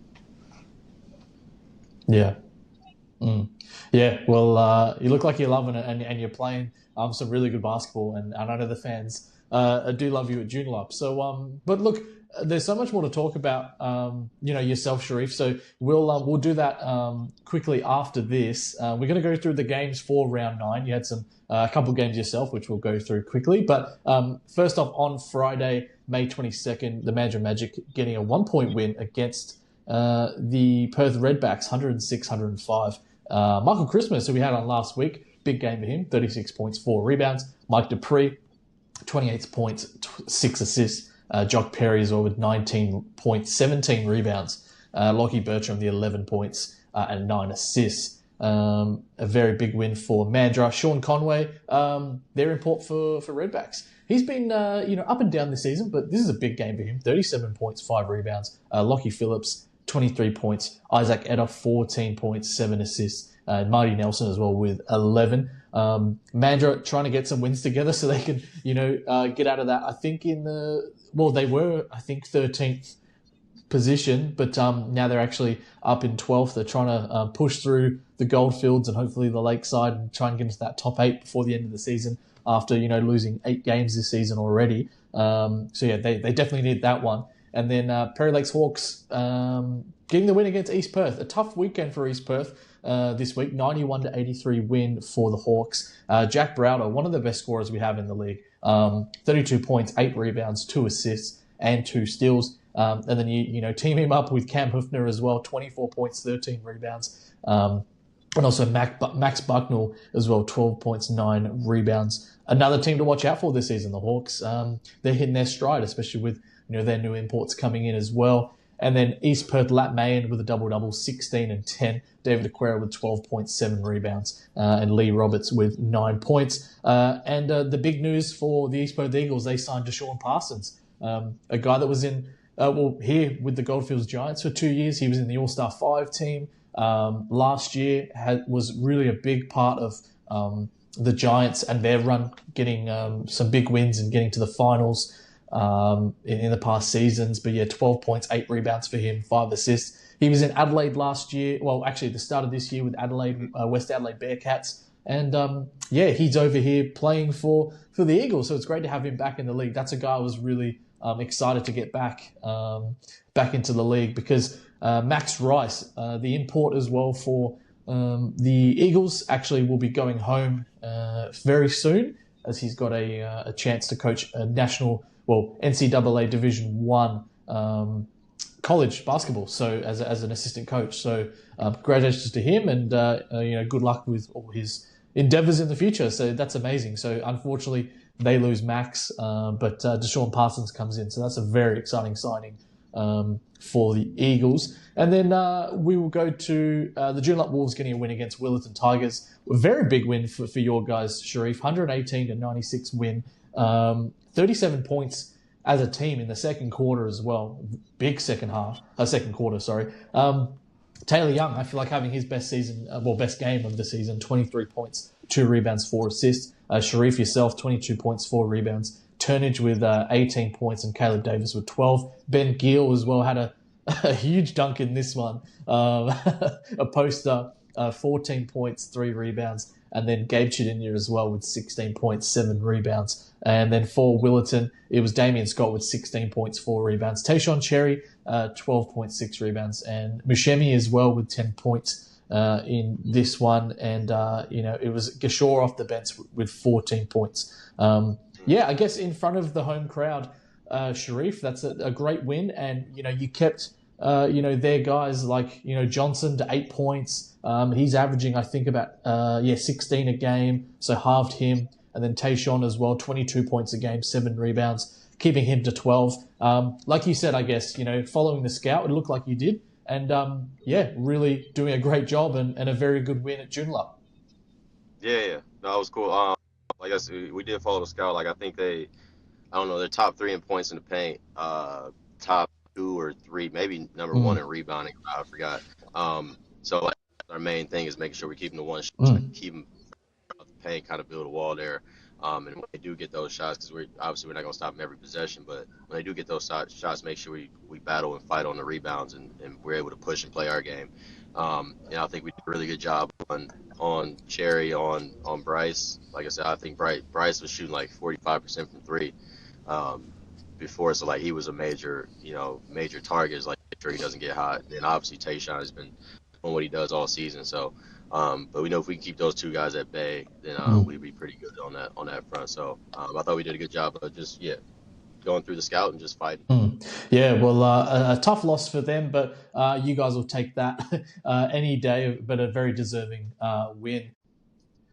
And then next up, we've got the Geraldton Buccaneers in a big win against the Perth Redbacks at Belmont Oasis and Leisure Centre. The Buccaneers, 112, Redbacks, 89. And for the Redbacks, Lachlan Phillips with Luke Phillips, 28 points, 4 rebounds. And then also Sean Conway, their import, 16 for him. Nick Floyd with 13 points, Isaac Eder with 7, Marty Nelson with 13 off the bench. And then for the Geraldton Buccaneers, Devondrick Walker, big weekend, 32 points, 7 assists, 2 rebounds for him. Josh Keys back in for these guys, 20 points, 5 rebounds, 4 assists 4 steals. Verl Williams as well, double with assists, 18 points and 11 assists. And then Liam Hunt as well with 15 points, 8 rebounds. And then Cooper Crick, 10.7 rebounds. Their other new import as well, been here a couple of weeks, Matthew Norman as well, 13 points. So some good minutes for him off the bench. And then going to the Lakeside Lightning, 22-point win against the Slammers. A tough season for the Slammers, sitting in bottom last. But it was Gerber-Wet with 24.6 rebounds, and then also Martinez with 17 and 6. It was Imaragbe as well from Lakeside, 31.6 rebounds, 6 assists. He's had some really good games for Lakeside this season. And also Corey Sherville with 18 points, 4 rebounds. Josh Davey, a double-double, 10 and 10. And Isaiah Lewis looks like back from injury. He kind of had, I think it was about round 2, he suffered an injury, 16 points, 5 rebounds. So they're going to be happy to have him back into the lineup. Then the Coburn Cougars, 111 to 95 win against the Perry Lakes Hawks at Wally Hagan Stadium. Rowan McKenzie, 28 points, 2 rebounds, 2 assists. Johnny Narkle, 24 points, 4 rebounds, 5 assists, 5 steals. Big game. Joe Bradshaw, 20 and 7 for him. And Akeem Springs as well with 12 points. Also, and then for Perry Lakes, Jack Browder as well, 29 points, 9 rebounds. Cam Hufner, the same, 29 points and 9 rebounds. And then Andreas Grubischer as well, 13 points, 3 rebounds. I don't think you've played against Jack Browder and Isaiah Moses, the two new imports for these guys. I know you played, I think it was like round 1 or 2, you guys were facing the Hawks, so you only had to deal with Cam Hufner, but that's pretty dangerous. You know, Cam has been averaging, I think, about 27 points a game, and then, you know, Jack Browder, he's, I think, leading the league in scoring with 31 points a game, but he's definitely up there. That's definitely a really tough duo, Sharif. Yeah, for sure. No, they got those 2 kids coming fresh out of college. Obviously, they're really eager to prove themselves and get their first little professional stint out. So, like, they've been coming out firing, and they still got Cam, which, like I said, I'm familiar with Cam, playing against him in Adelaide. He's always been really good stretch 4 or 5 type guy. And then I know, like, earlier we were playing, I thought they're gonna have John Riley, really.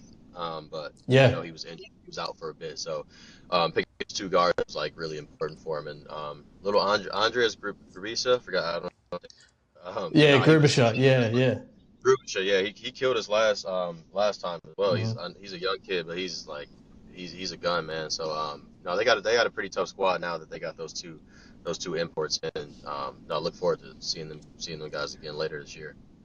Yeah, great shooting team. Like we said, adding in Isaiah Moses, Browder as well, and then Cam Hufner as well out there.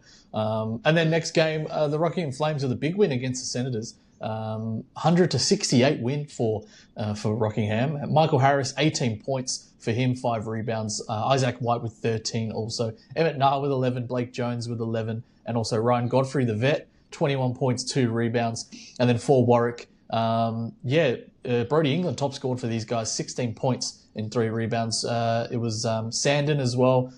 Jordan Sandon, I think it was maybe his second game of the season. He's actually not suited up a lot this year for Senators, but 11 points, which are good signs for him. And then his brother as well, Trey Sandon with 7. Shan and Thwaites both with 8. Marshawn Blackman as well, normally averaging, or before this, I think nearly 30 points a game. Just 2 for him in this one and 5 rebounds, so a bit of a struggle, and I think only shooting 5 shots as well. No Will Cheddar in this team as well at the moment. Well, this week, so hopefully he's not too injured, because they definitely need him in this roster with all their injuries they've got. But Sharif, I know we've got a lot of NBL guys in the league, and kind of guys who some great imports as well. But when it comes to these NBL guys who are proven, played for Australia or, played at the top level here in Australia, do you kind of have like a chip on your shoulder when you go up against these guys, being, as we've spoken throughout the show, being like an underdog for yourself? How do you kind of, take these games when you've got them coming up? I wouldn't necessarily say I have a chip on my shoulder. I think I carry a chip on my shoulder just like every game I play, just because I in my head I'm always fighting from behind, sort of, because I wasn't the most talented guy growing up and everything. So like I'm always clawing. So like I don't think I just get into every game. I think the best way to look at it is just like like everybody's human. Everybody's like everybody has bad days. Everybody has good days. Like I think I played against guys who maybe not been as good, but they got me on that day, right? So it's like it's just about going out there and competing whenever or whoever you're lining up against. So I think if anything, like I'm just really like I'm excited to play those guys because of the level that they have played at, and just to just to see where I'm at, right? Just to see how I stack up against guys like that, and like I wasn't in my prior to coming to NBL1 Central, NBL1 West, I wasn't playing those type of guys. So like I just want to I want to see how I stack up. I want to see like how well they compete, like if they're good as everybody says they are. Like it's more so just like I'm just happy to be playing at the highest level that I can, playing against those guys, just being on the same floor and just just showing them that I'm here as well. So I just want to make myself make sure you feel me at the end of the game, like Sharif was out there. So that's pretty much it. Well, before games, are you kind of nervous? Are you a nervous person? Do you get a bit of butterflies before any game? Like it could be any game. It doesn't matter if you're playing someone special, but do you get nervous for games? That's crazy you asked that because I get nervous before every game. Like I'm like a little anxious before like every game until like a couple games ago. Actually, like I literally just said this to my girl. I was like, damn, that was the first time like I was relaxed. And I think I'm getting more so to the point of like it's just a game. Like I think sometimes you overhype it in your head. Like you said, it's just basketball. Like anything can happen on a day. It's just about putting your best foot forward. So like I'm at the point now where it's like I'm kind of calm, cool, collected when I go out there. I think I look it a lot, like regardless, but like it's a lot of times that I am quite nervous, and I'm not ashamed to admit that. But now it's just more so about like regulating myself and just kind of being where your feet are, and not overthinking like, oh, I missed a shot or whatever. Like I think sometimes where I get, but like but now it's like not I was if you would have asked me that probably like a couple months ago, I probably would have said yeah, but like now it's now I'm doing a better job at like I said, being where my feet are. I think I do a lot of meditation that helps with that as well, and mindfulness and all that sort of stuff. So like not anymore. Yeah. I remember when I would play at a good level, I would always get nervous as well. It doesn't matter what it was, or even when I was coaching in the NBL1 as an assistant, I would get nervous before games until tip off, and then it depends how the game goes. But yeah, no, it's interesting, man. And then we'll go to the Goldfields Giants getting a win against the Eastern Suns. Eastern Suns started off undefeated this season. They've lost a couple, but the Giants 79-76. As we said, the Giants with a big loss with Danny Pippen going out with an injury, so they released him this week. But a big game for Lino Manholm as well in this one. 22 points, 20 rebounds, 3 assists. Michael Jock playing the full 40 minutes, 17 and 8. Josh Duach coming back for these guys. I know he's only played 3 games. One of them was against you, actually, Sharif. Against your guys at Joondalup. So he's back for them, which is great to have him in. And then Nick Shaw as well off the bench with 9 points. And then for the Suns, Marley Sam, top scorer, 22 points, 5 rebounds, 8 assists. And then Hayden Price as well with a double-double. The young guys leading it for the Suns, 17 and 12. And then Taranda Smith with 16 points, 8 rebounds. Reese Maxwell also playing his 350th game. So I remember Reese from years ago when I was a little kid. He was playing for the Wanneroo Wolves back when they were Wanneroo and played for Joondalup as well. So congratulations to him. And he's teaming up with Seb Salinas, who's played over 550 games. So so congratulations to Reese anyway. And then Lewis Thomas as well, 7 points, 10 rebounds, 7 assists. So big game. Tough loss. But they're definitely happy with that one. The Goldfields needing some wins. And then also on Sunday, a 2-point win for the Geraldton Buccaneers, 102-100. I think it was a big buzzer beater win there from Josh Keys in this one. So Josh with the buzzer beater getting his guys over the line. Devondrick Walker in this one, 30 points, 6 rebounds, 2 assists. Very, very big weekend, as I said. Josh Keys, 20 points, 9 rebounds. Liam Hunt with a double-double, 14 and 10. Cooper Creek with 14 and 9. Pharrell Williams, 10 points in this one. Whole starting 5 having double digits. We've seen that a lot this year from them. And then Josh Davey as well with a double-double, huge double-double, 23 points, 21 rebounds. And then Imaragbe as well with 20 points, 8 rebounds. Corey Shervill, 19 and 4. And then Liam Patterson with 15 points. So, yeah, very, very, tough loss for Lakeside. They would want to get that one. That would have been a big win as well at home against Gero. But, yeah, that's all the games for round 9. So may as well get to learn about you. I want the folks to get to know you. And, from Detroit, Michigan. So speak about how it was, growing up in Detroit. Yeah, I mean, me personally, I loved growing up in Detroit. Like, it's a tough city, right? Like, I think I don't know if you guys know much about Detroit, but like I grew up in like bankruptcy era in Detroit, so like that's when the city kind of wasn't in its best form.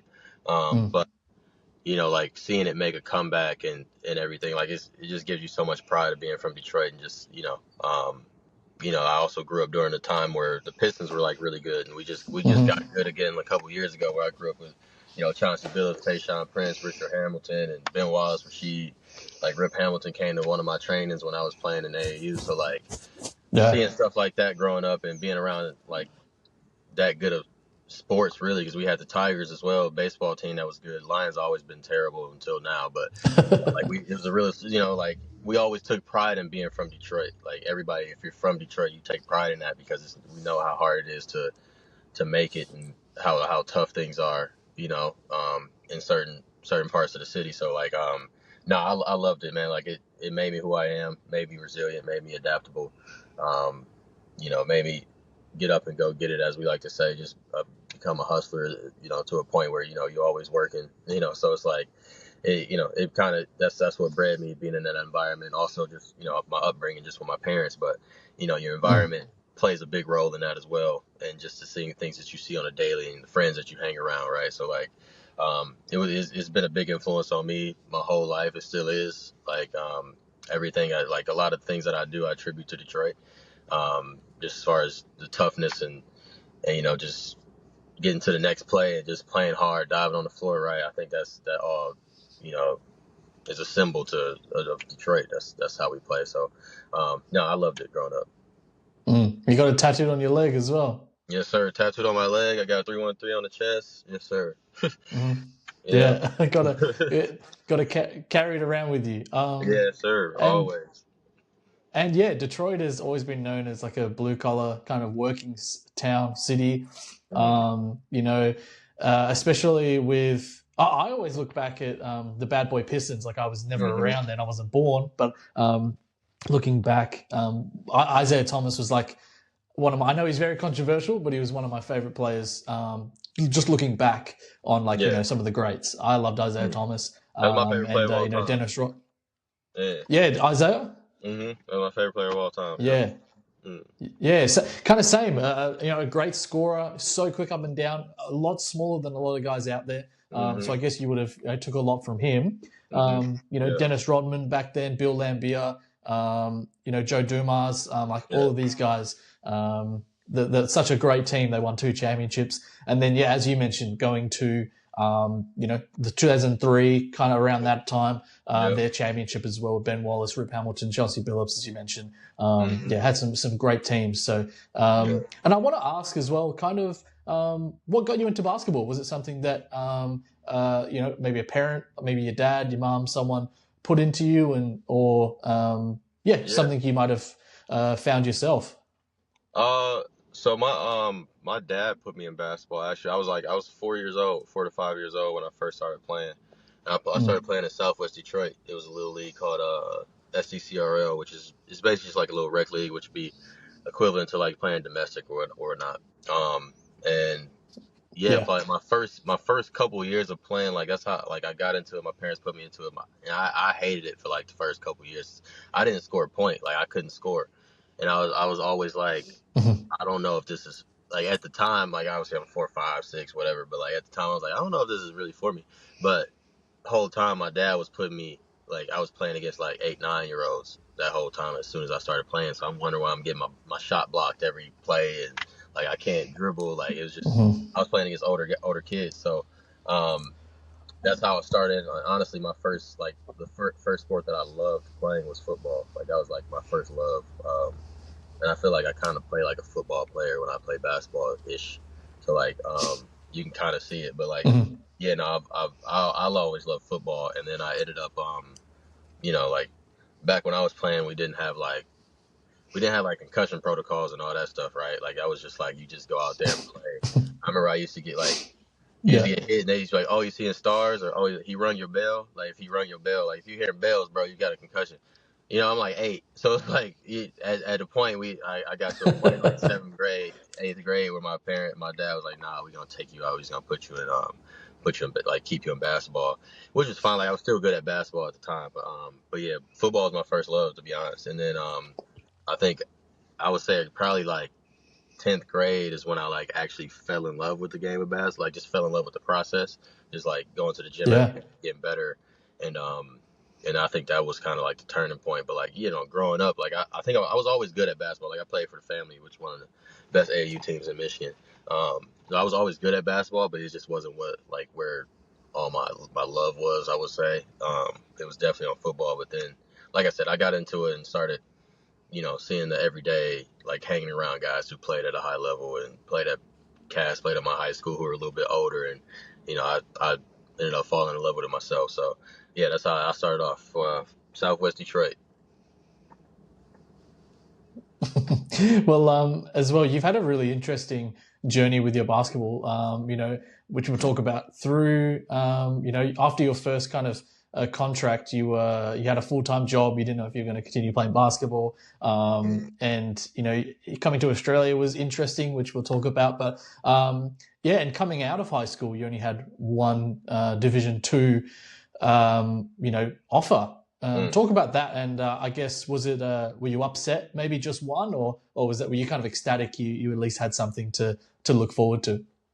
No, I was for sure ecstatic, man. I feel like I never like I said, I always been like kind of under the radar, bro. So like like my senior year, I got the junior to senior year, like, and the reason I probably didn't get many offers because my grades were terrible, to be honest, which like I was barely going to school at the time, so like.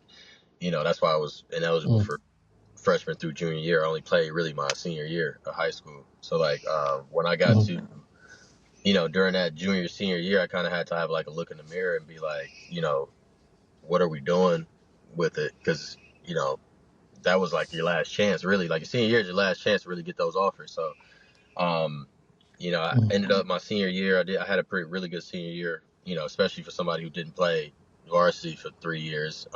And then, like I didn't get that offer. I didn't get that partial scholarship offer, kid you not, bro, probably until like 4 days before school started. And like I was a week late for freshman orientation. I didn't show up like, move in day and all that. I didn't do none of that. Like I just kind of showed up. But I got that. I remember the night, like before, like true story. Like I remember I just prayed and I was just like, man, just give me like an opportunity to play at the next level. Like just give me one opportunity. I don't really care where it is or what. And I ended up waking up the next morning and I had, kid you not, man, I had like 3 missed calls. I had one from a school in Oklahoma. I think it was an NAIA. Had another D2 Central State in Ohio call me, and then I had Chadron State, which I ended up going to. That was in Nebraska, right? Like 3 random states, and I was like, that's kind of crazy that happened. But like, I ended up like just committing to Nebraska. Like it was the farthest one too, so like I just ended up going to that one because they gave me the most money to go, which was like a little bit like partial. They gave me the most money to go, and I like literally just got shipped off. My parents shipped me off like 5 days later, and I was going to college. So I was ecstatic, man, just to like get an opportunity to play. And the league that I went to, like I didn't really know about the league that I went to, like RMAC. But like we had, my freshman year, Nick Kay, Mitch McCarron were playing on Metro State, Derek White, Alex Welsh was playing on Colorado Springs. Like we had Ryan Stepp. Like we had it was some tough guys in the league, and I didn't realize at the time like who any of these guys were. So it was like kind of like a blessing in disguise that I was able to, go to that conference and play against those caliber of guys, right? So like, no, I was ecstatic. I was just happy to just get an opportunity just to prove myself, pretty much. Yeah, yeah. Well, you also, as was going to say, you went to Chatteron State, and then also Bemidji as well, university. Graduated from there, yeah, I think it was after college. You had you got your full-time job, if that's correct. But I know you went to Portugal as Yeah. well. Yeah. So talk about kind of that time after college. Was it kind of the same? Looking for, I guess. A professional basketball opportunity? Yeah, I guess it was different in the sense of like after I got done with like after high school, I'm looking for all right schools like all right what I'm gonna do next, but like after college, I was just pretty sure I was done, right? Because like most people I knew, that and like unless they were like high D1, like and a couple of my friends they went over to play overseas, but like most people, my D2, they didn't really go overseas. It was just like, all right, well, we played in college. That was the end of the career. So, like, that to me, that was the end of my career. My last game I played against Augustana, that was the end of my career. So, I wasn't really looking for anything. I actually had got a job. I was working in sales at a logistics company called TQL down in Phoenix, Arizona. So, like, I did that for probably about a year and some change. I was doing well. I was doing that, and then I moved to a company called CenturyLink, and I did sales there. So I was selling fiber optics to small businesses, bro. Like that was my job. So like I had nothing on my mind as far as playing professionally. And then I remember probably around December, January, there was an agent from Greece. His name was Kostas Krimikzakis, and he messaged me on like Facebook, and he just kind of asked me like, why aren't you playing overseas? Like, why aren't you playing professionally? Blah blah blah. Because I had a really good senior year, and I was just like, I never thought of it, to be honest. Like, I just didn't think it was an option. So ever since that January, and usually the European season doesn't start till like August, September. So I had about 7-8 months where I was just like, all right, well, I'm just going to work out. Because by this point, like, I hadn't played basketball. I hadn't touched the ball for about a year. Like, I hadn't touched the ball. I looked like I hadn't either, bro. Like, I didn't work out. Like, I was just like working. So at this when he told me, I was like, all right, let me get in shape. And I'm, you're trying to get in shape to be a professional while also being a professional, whatever, salesman at the point that I was, right? So I'm like working 50-hour weeks, going in the garage, doing ball handling, doing defensive slides, like, cause you can't find a court, right? Cause it's not like I play for Wolves and I can just go to the arena. Like, it's just like, you gotta pay for Lifetime Fitness or something to hope nobody on the court so I can work out, or somebody on the court jump in 3-on-3. You don't know who you playing. It was tough. Like, and that's when I started like, all right, I'm going to go overseas at that point. And honestly, like I did feel like I had more in the tank. But I just thought I was doing what I was supposed to do, and that's just move on and go to the next thing. So yeah, I didn't get my first offer until like that August, September. And I ended up getting it from another agent actually, because like my original one who reached out didn't give me anything. And I got it from this guy named Bocchini Dario. He's from Italy. And then he ended up giving me, like, I remember all that names, but he ended up giving me offer to go to Portugal. At first, I got myself an offer to go to Armenia. So as soon as that agent from Greece hit me up, I was just on Facebook, just like adding a bunch of GMs, like adding head coaches, adding people who even looked like they coached or scouted or whatever, and just sending them messages, sending them my highlight tape, like, hey. So I ended up getting myself an offer to Armenia, actually playing, and I was like, I heard of some horror stories in Armenia. I was like, yeah, no, I probably won't go there.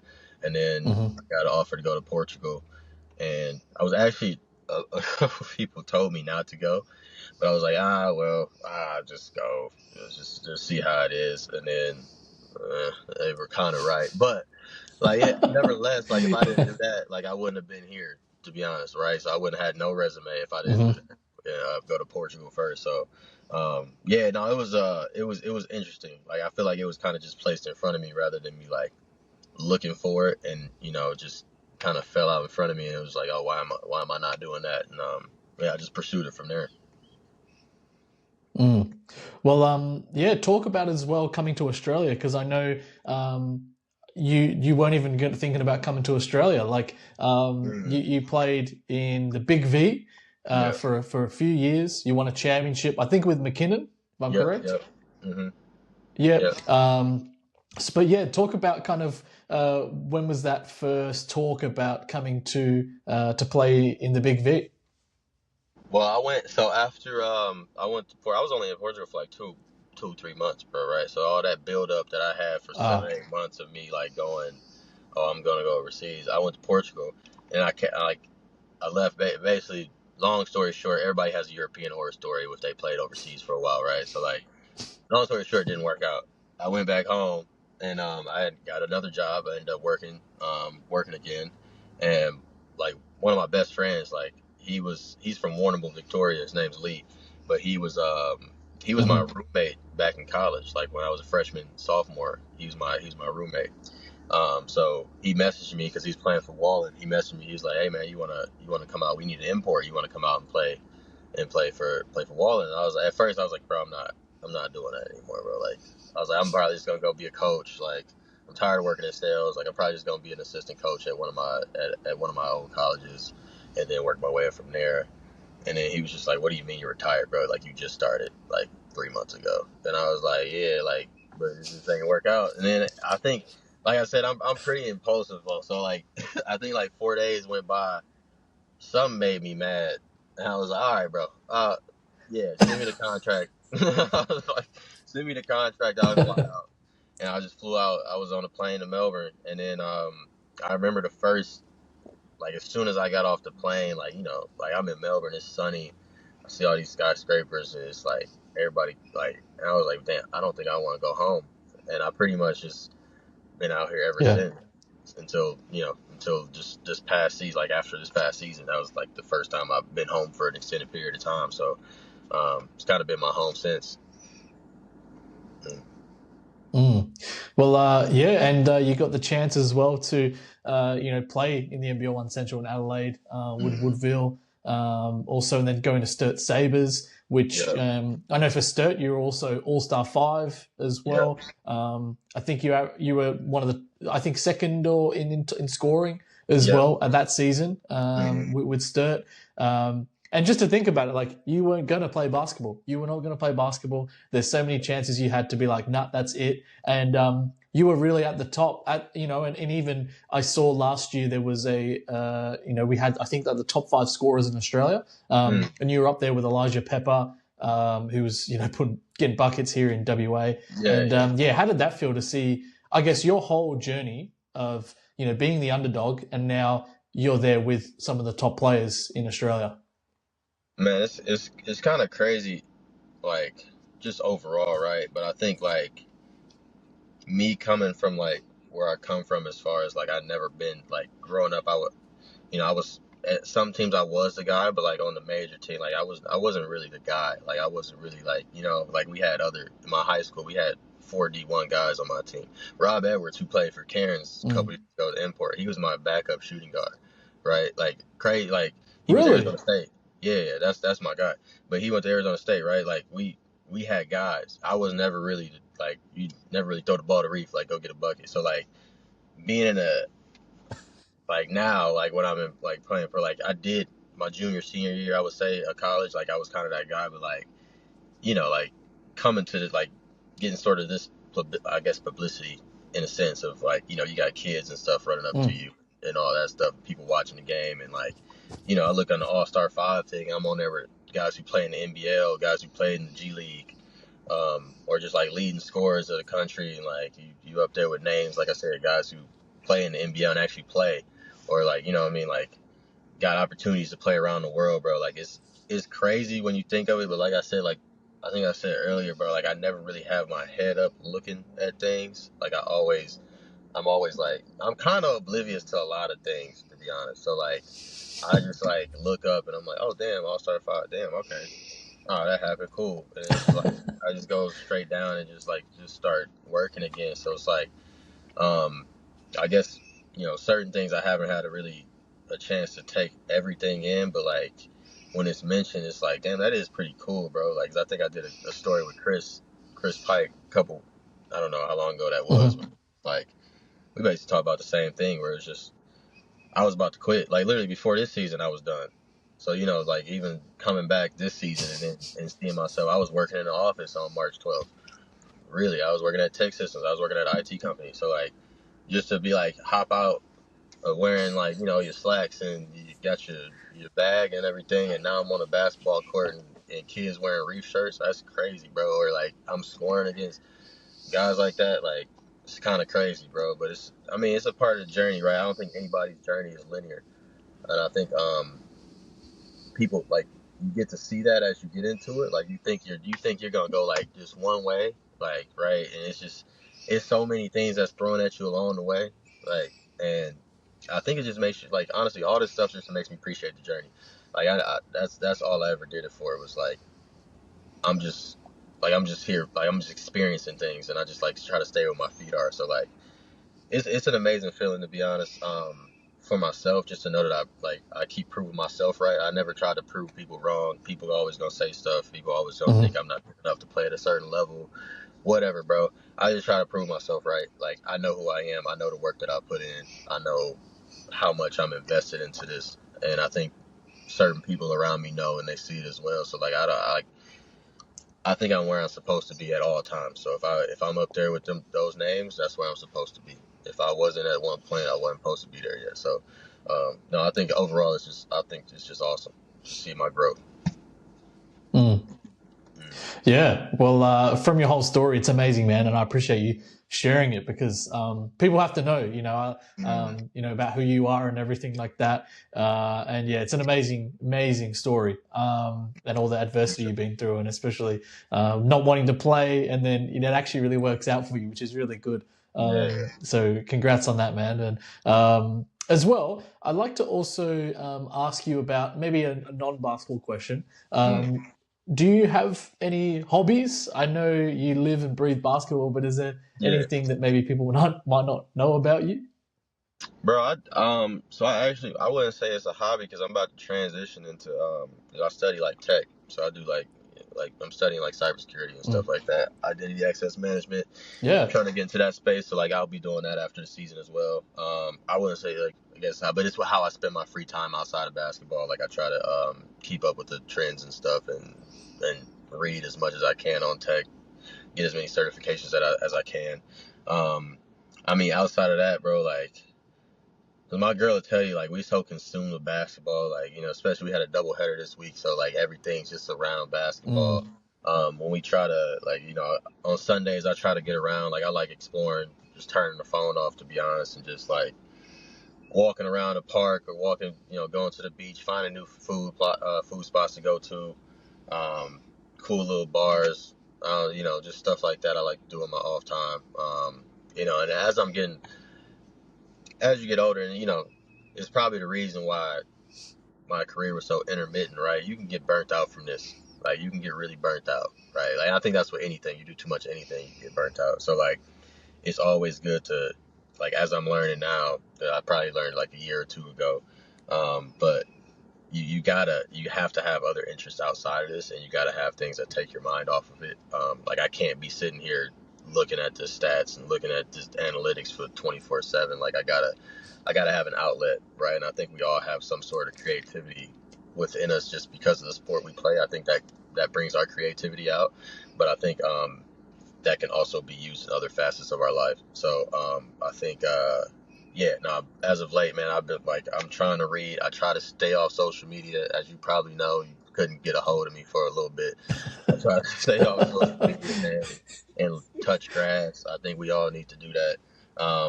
But just try to get out and about, bro, and try to explore and just see more of Perth, because I just got here a couple months ago, so I'm just trying to see as much as I can around here. Yeah. Do you have like a favorite spot, a favorite place you've seen in Perth, or like a go-to place if you've got nothing to do? Favorite. It's a few. Let me see. I went to a little Mexican restaurant that was pretty, La Chelita or something. It was in Northbridge. Cool little vibes. I like that. Yeah. Like Leaderville is pretty cool. Yeah, Kings Park. I like going to Kings. Like, that's the big park in Perth, right? The main one. Yeah. Yeah. I like going there. Yeah. Yes, some really good views, man. Yeah, there's a lot to do in Perth. I think people that live in Perth, we all say there's nothing to do, but there is a lot there's a lot to do, and yeah, it's great. It's great to have you as well in the league, and great to have you in WA. But Reef, we've got a big round 10 coming up. It's also Heritage Round, also. So shout out to for all of the vets and all the legends that before us, for this league. And as now we're in the NBL1. We're not the SBL, as we were back in the days. But round 10, as I said, on Friday, 29th of May. Let's go through all the games. Let's start off with your one. Against the Coburn Cougars, 8:10 p.m. at Wally Hagan Stadium. The Wolves and the Cougars. This is going to be a great game.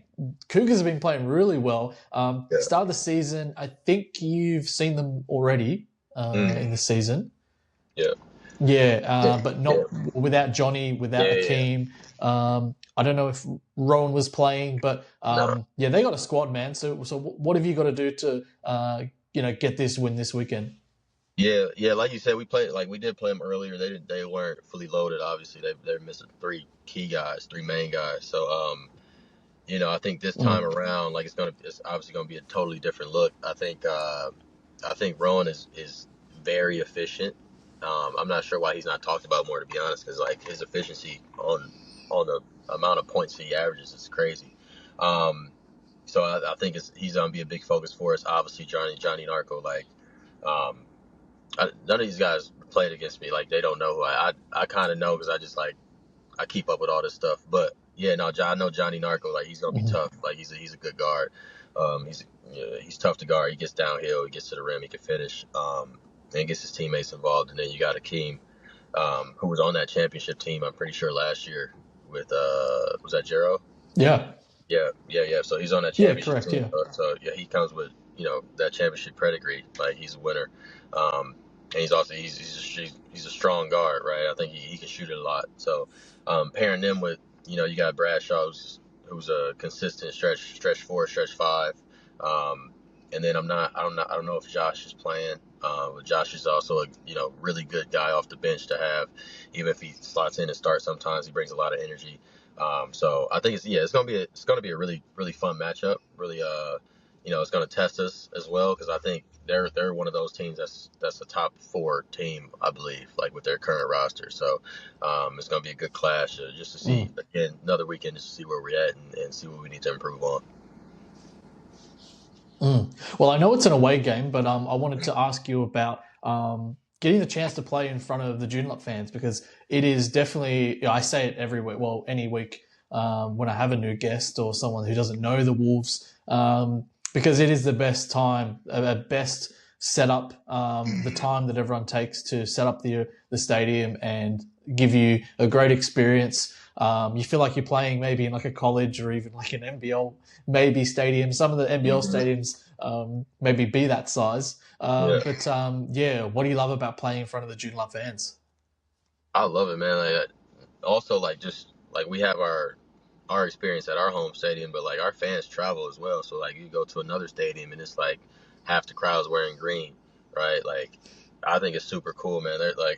They're very supportive. Everybody's nice, man. The whole community has just been really good since I've been here. But just playing in front of those fans and having them cheer you on, they give you an extra boost, right? You always want to make the home fans happy, and especially when you got 1,500 plus in attendance, cheering for you, it gives you an extra boost.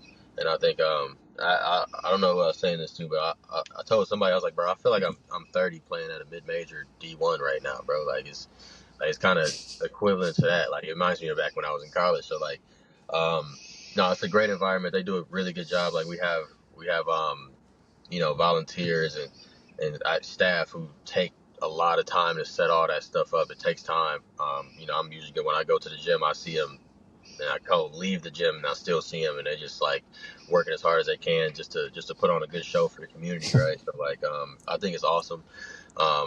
And it's just honestly a blessing to be playing in front of that many fans and playing at such an awesome venue like that. Shout out to the Wolfpack fans. They crowd that stadium, and as you said, they do travel also. So shout out to all the fans out there, and get some Reef t-shirts as well. And I've seen, as you said, I've seen a few people with them on.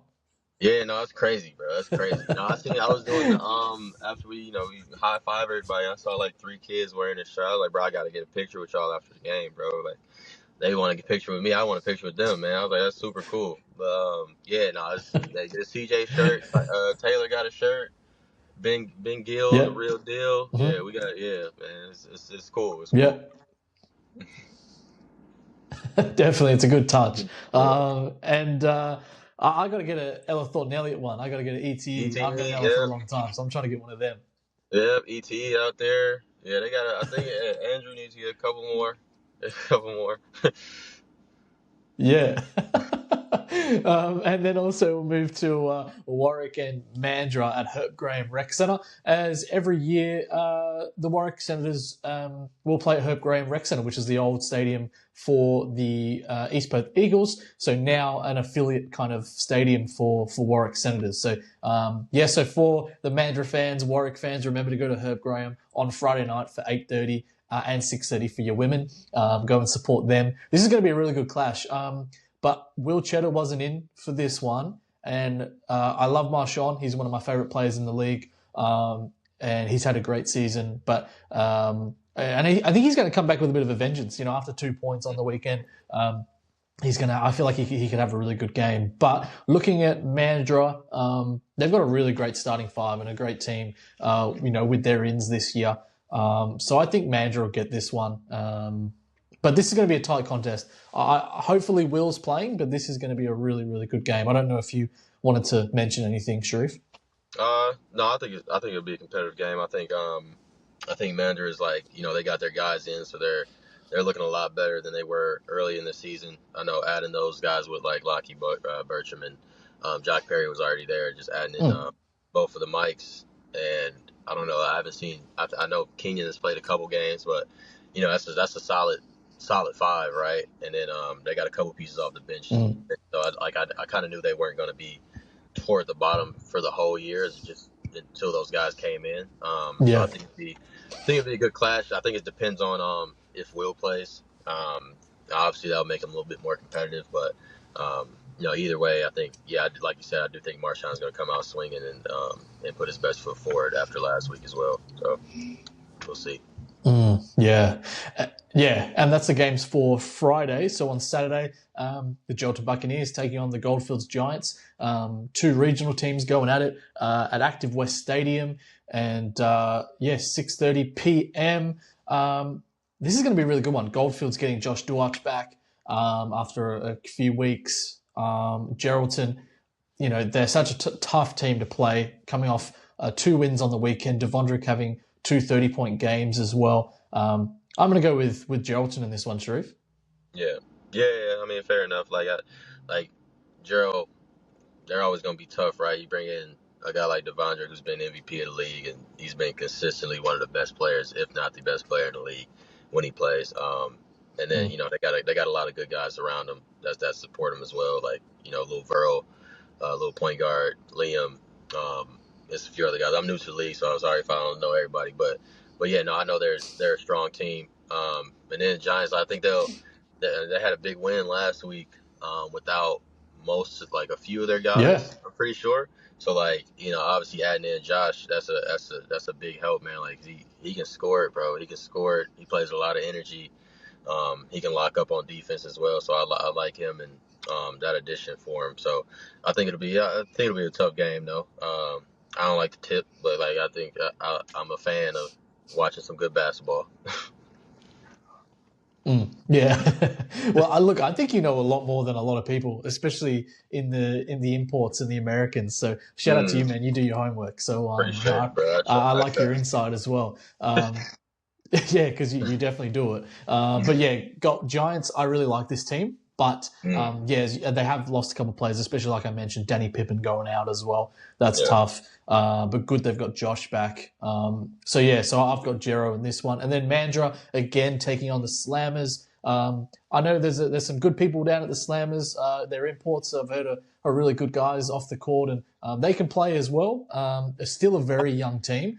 Only that one win, but I don't think they'll get this win at Mandurah against the Magic this weekend, Sharif. Yeah, I'd probably agree.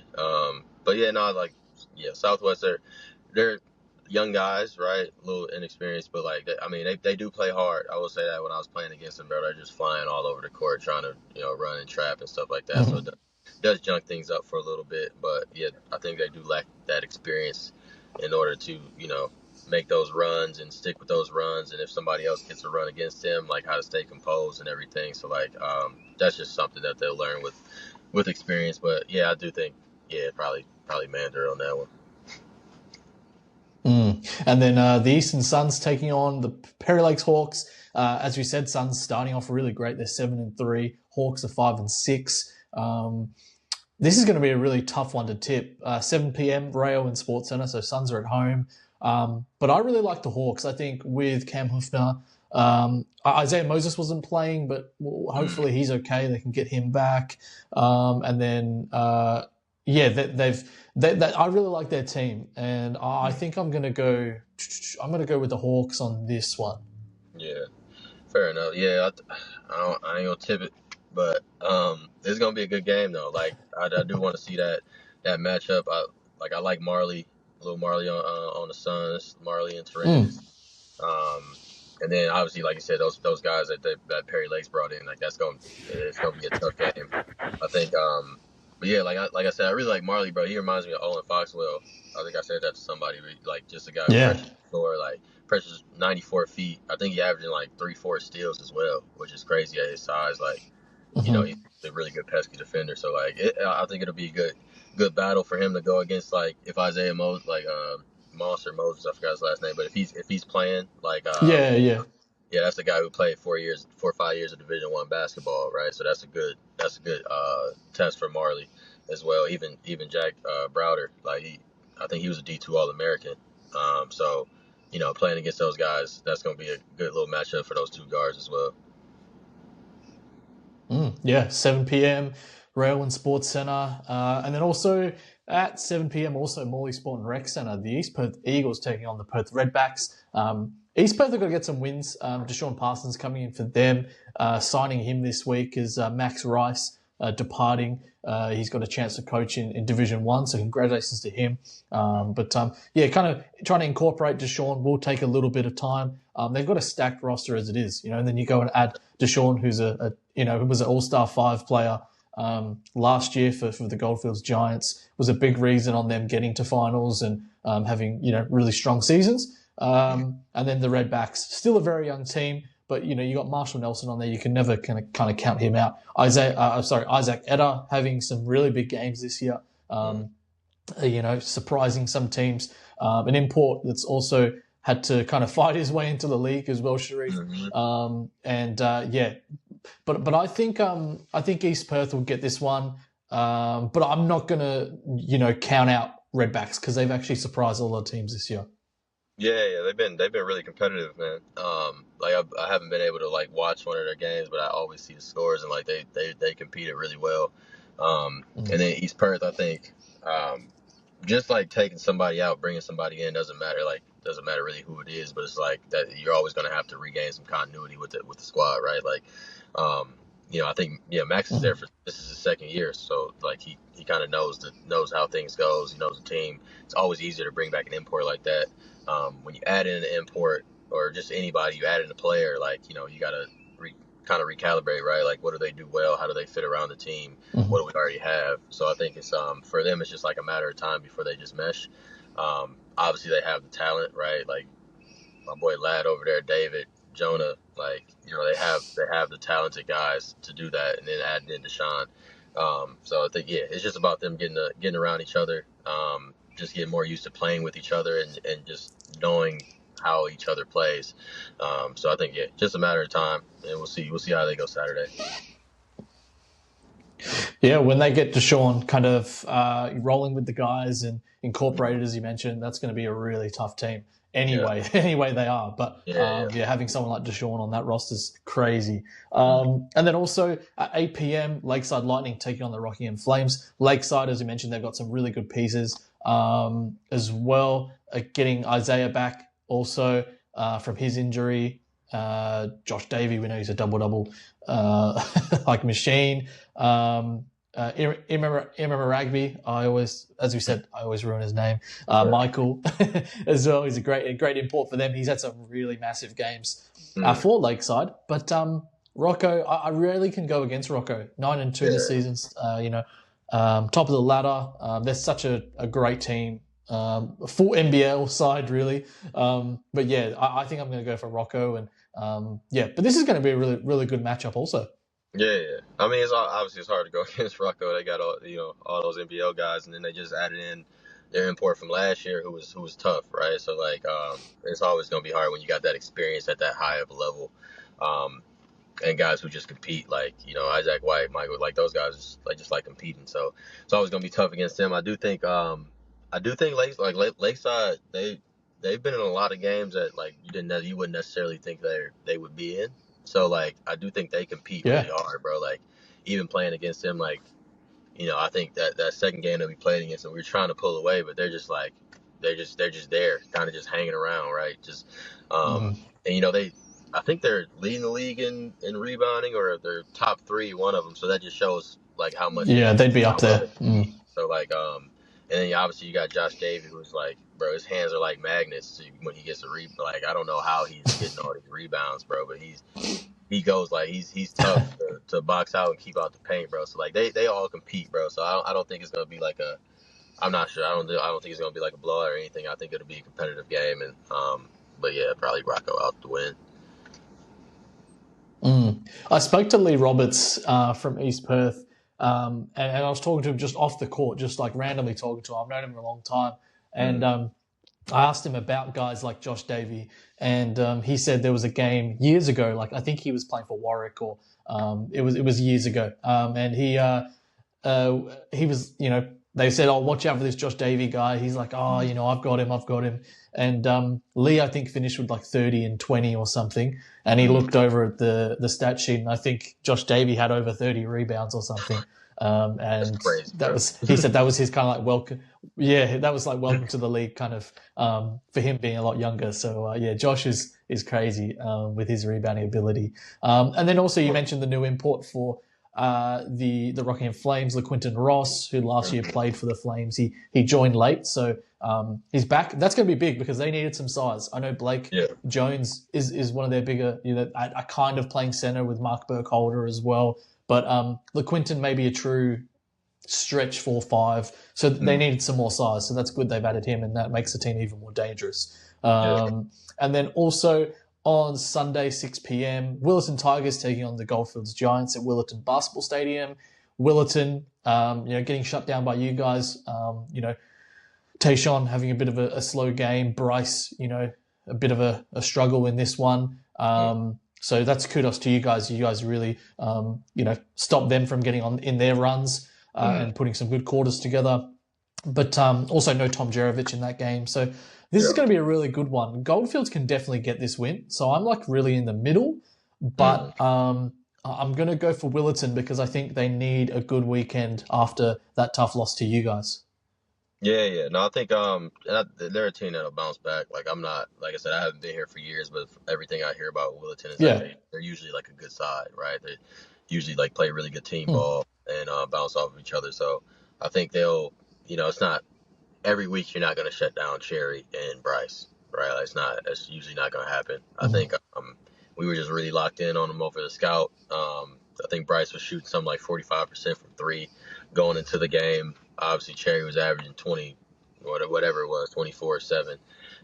So I think we kind of zeroed in on him, but we had the guys to be able to do that as far as like chasing guys around, like chasing Bryce around because he gets a lot of screens, he gets a lot of pin downs and stuff. So like, just trying to stay attached to him and everything. So I don't think that'll I don't think it's not gonna happen every week, right? So like, I think they'll bounce back this week. I'm not sure who win the game. Like obviously, like Giants just like I said, they just got a big dub last weekend, and then they still got Josh.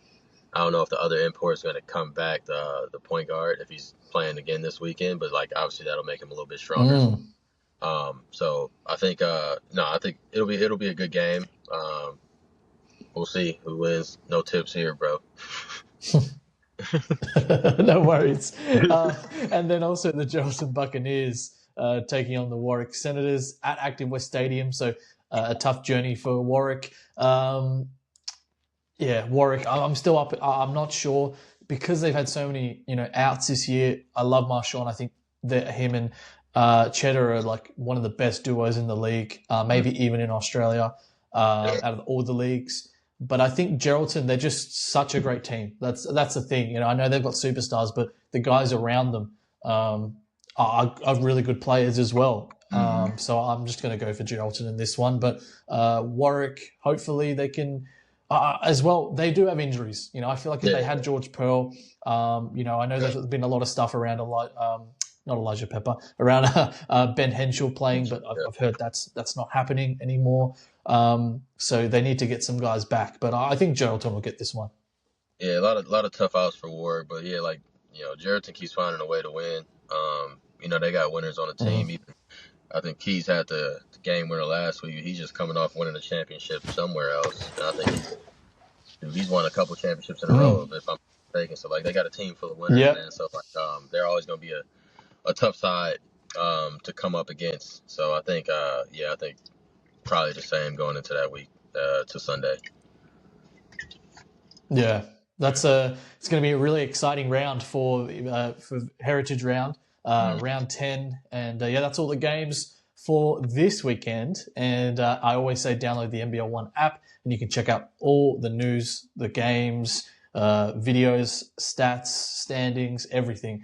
So check it out. You can even look at maybe games from around Australia. I do love to have a look at what's going on around in Sydney and also Melbourne and up in Queensland. So and also Adelaide. So download the app. And Sharif, man, I appreciate your time. And before I let you go, you being a former All-Star, All-Star 5 nominee last year, was that maybe a goal for you? From what I'm getting from you, I don't think you really care about the accolades. I just think you enjoy being here and enjoy playing, and you just want to win. But would that be something you're kind of aiming for? Not really. I kind of detached myself from external things like that a little bit ago. I think when I first started off playing, when I first started playing in Australia, I think I was looking for those type of accolades because I thought it would make it proves your worth. But honestly, I kind of detached myself from that. I think it is a lot ego driven, which I'm trying to I've been focusing on killing my ego.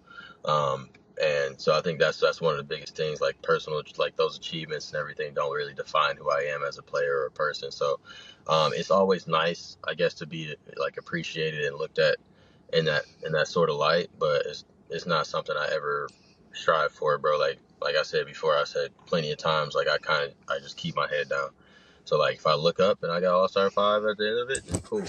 If not, we just gonna stick to it, pretty much. So but I think it does show, getting NBL1, getting NBL1 All-Star 5 in Central and playing Big V Div 2 when you first come out here, that doesn't really happen. So it's definitely something that's I don't take it lightly when I do get those accomplishments, but it's also I don't want to look for those accomplishments because I think it's just external validation. So I don't, I just need to validate myself from inside. So, So we'll see. If it happens, it happens. But if it doesn't, we'll just keep on trucking. Well, I love the answer, man. Definitely. Very, very ego driven, which is great. And I know it is something that you can easily get attached to. Awards easily get attached to, and the mind just wants it because.